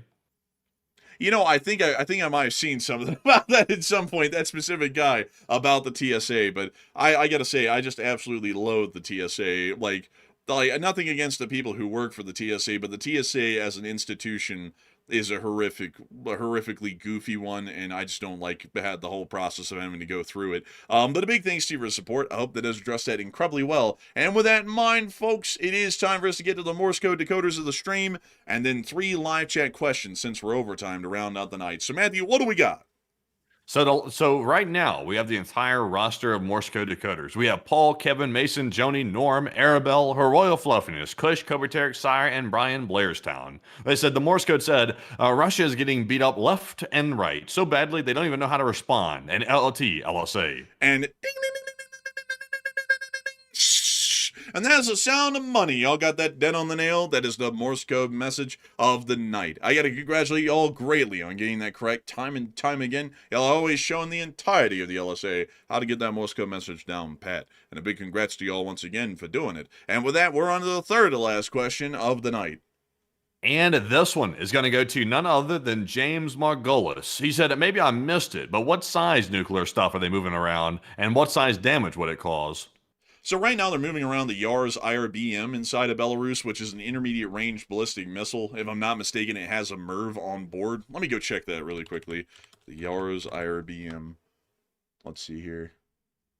It is MIRV equipped. So it has several nuclear warheads on board. It can carry up to 4. So it doesn't have a huge range, by the way. It can only reach at the farthest, I think, to Ireland from Belarus, where it's based right now at Krychev 6, if that's where it actually is. So these are intermediate range ballistic missiles with a multiple independent reentry vehicle capability. They are IRBMs in the conventional sense. They do go hypersonic during most of their flight, which has been a standard for decades, and that's generally the kind of destructive force that we're seeing. So it's technically a strategic-sized nuclear weapon. It's not tactical like the ones that we saw moved into Belarus last year that the Russians were talking about, which were generally more along the lines of gravity bombs, which are just, normal nuclear bombs that you just drop on top of someone. This is more so an IRBM, so that's kind of the additional threat that's being added, and that's also why I was saying earlier in the stream, I think this is more so directed at Europe and escalating a possible nuclear conflict with Europe and putting diplomatic pressure on them as a result of that than Ukraine, because the Yars technically, actually, most of Ukraine would actually be within the minimum range of the Yars based at Krychev 6. Most of the Western European countries, however, would be well within range at this point and would actually be at about the perfect, I guess you could say, Goldilocks zone for a strike. They're not too close to where the missile has to travel at a very high apogee to be able to hit the target, and they're also not so far away that they get a good response time to be able to shoot back. It's a shallow enough apogee. Well, it's still steep, but it's a shallow enough apogee and also a short enough range to be able to hit in a little bit of a quicker amount of time. So I hope that does address that the best I can. And with that, we are on to the second to last question of the night. And this one is going to go to the Bearded. He said, do you think Poland would ever consider, if Belarus got into it with Ukraine, that maybe they might get involved? Well, I kind of doubt it, because while Poland is a very strong country and is very forward about their own national defense, I just don't really think that there's a political environment in Poland right now that would support that kind of action, at least at the moment. So I'd say that the percentage chance of that is low. It's not out of the question, but I would say that the chance of them making that kind of decision would be fairly low percentage-wise. So I hope that does address that the best I can. And with that, we are on to the final question of tonight's stream. And so with that, who was the lucky last person who threw in the lucky last question of the night? And this one goes to Boy, who said, does Belarus have drone manufacturing capabilities in their country? To a degree, from what we know, they do, but it's not a huge one. Because generally they're just kind of producing drones for the export market only, from what we know, and that's from the very little information that we've ever gotten out of Belarus, which I have to say is wildly small. If we put it all on some pages of paper, it'd probably be like 2 pages of info on drone production in Belarus. So what I'm saying here, folks, we've got very, very little to work off of to even say this, but the drone production seems to be very minimal in Belarus. It's mostly export based from the last time we heard about it. So they do have drone manufacturing capabilities, but it's nothing of substance. It's mostly just to try and make some money selling them back to the Russians after they build them. So I hope that does address that the best I can. And with that in mind, we have reached the end of tonight's stream. I've got to say a humongous thanks to each and every single one of y'all who have watched this stream tonight. We're entirely honored and greatly appreciative to know that so many people have watched the show, as we had a peak viewership of 15,500 people, and 102,000 people have watched this stream over the course of the past 3.5 hours. And so, a humongous thanks to you all so much once again for watching, and we will see you all tomorrow at 10 p.m. Eastern Time to cover the next 24 hours. Oh, actually, we have one more super chat to cover here before we move on. So, Matthew, what do we got? And we just got a 20 from none other than Ross Nib, all the way. And also, I forgot he dropped his last part of his name right there. So it's just Ross now. But he put in a 20 Australian. And thank you very much, Ross, for that last minute support right there. You threw that in right there as we were going out of the stream. We do appreciate that, though. He said Australian $20 notes are red colored and nicknamed the Lobster. Really, that's pretty cool, actually. $20 notes here in the States are called Jacksons because they got the face of the president, Andrew Jackson, on it. Kind of like how they call them Benjamins if they're a $100 bill. I've never really heard anyone call them that, though. I've heard Benjamins, but I've never heard of Jacksons a lot. I think I've only heard that twice in my whole life. But a huge thanks to you for the support and sharing that interesting fact about us with a $20 Australian bill. And You know with they that, call a $2 bill what do they call it? unusual. I heard they called it Mchtaba. Oh, I thought you were about to say the other thing. I was about to say, damn. Man, damn. But man, I heard they called it Mchtaba. You know, if y'all get the joke, you get it. But beyond that, a big thanks for your support, Ross. And with that, once again, we will be seeing y'all tomorrow at 10 p.m. Eastern Time. And if we have some short war news to make a video for, I'll be the one making that video tomorrow. And so with that, good night, good luck, take care, stay safe. Slava Ukraini, Hrom Slava, long live the Lee Spring Army, and long live the Republic. And with that, folks, we will see you all tomorrow, of course. Tomorrow is Friday of all days. It's Friday, of course. Friday evenings can get spicy. You never can tell. Going right into the weekend. I don't want to hype it up too much, though, because we don't know what's going to happen. We'll have to wait and find out. But if something does happen, though, we will be here to go live to cover that news. And also going right into the Memorial Day weekend. But with that, thank you all for joining us once again tonight. And all over 102,000 plus people that were here by the end of the stream. And we will see you all tomorrow on that short war video midday if there is enough news to cover, and hopefully there is, because these days the news is not coming out midday, it's coming out during the stream again, which messes up our entire video schedule. But we will see you all tomorrow, and of course, Slava Ukraine, Hrom Slava, get some rest, and good night.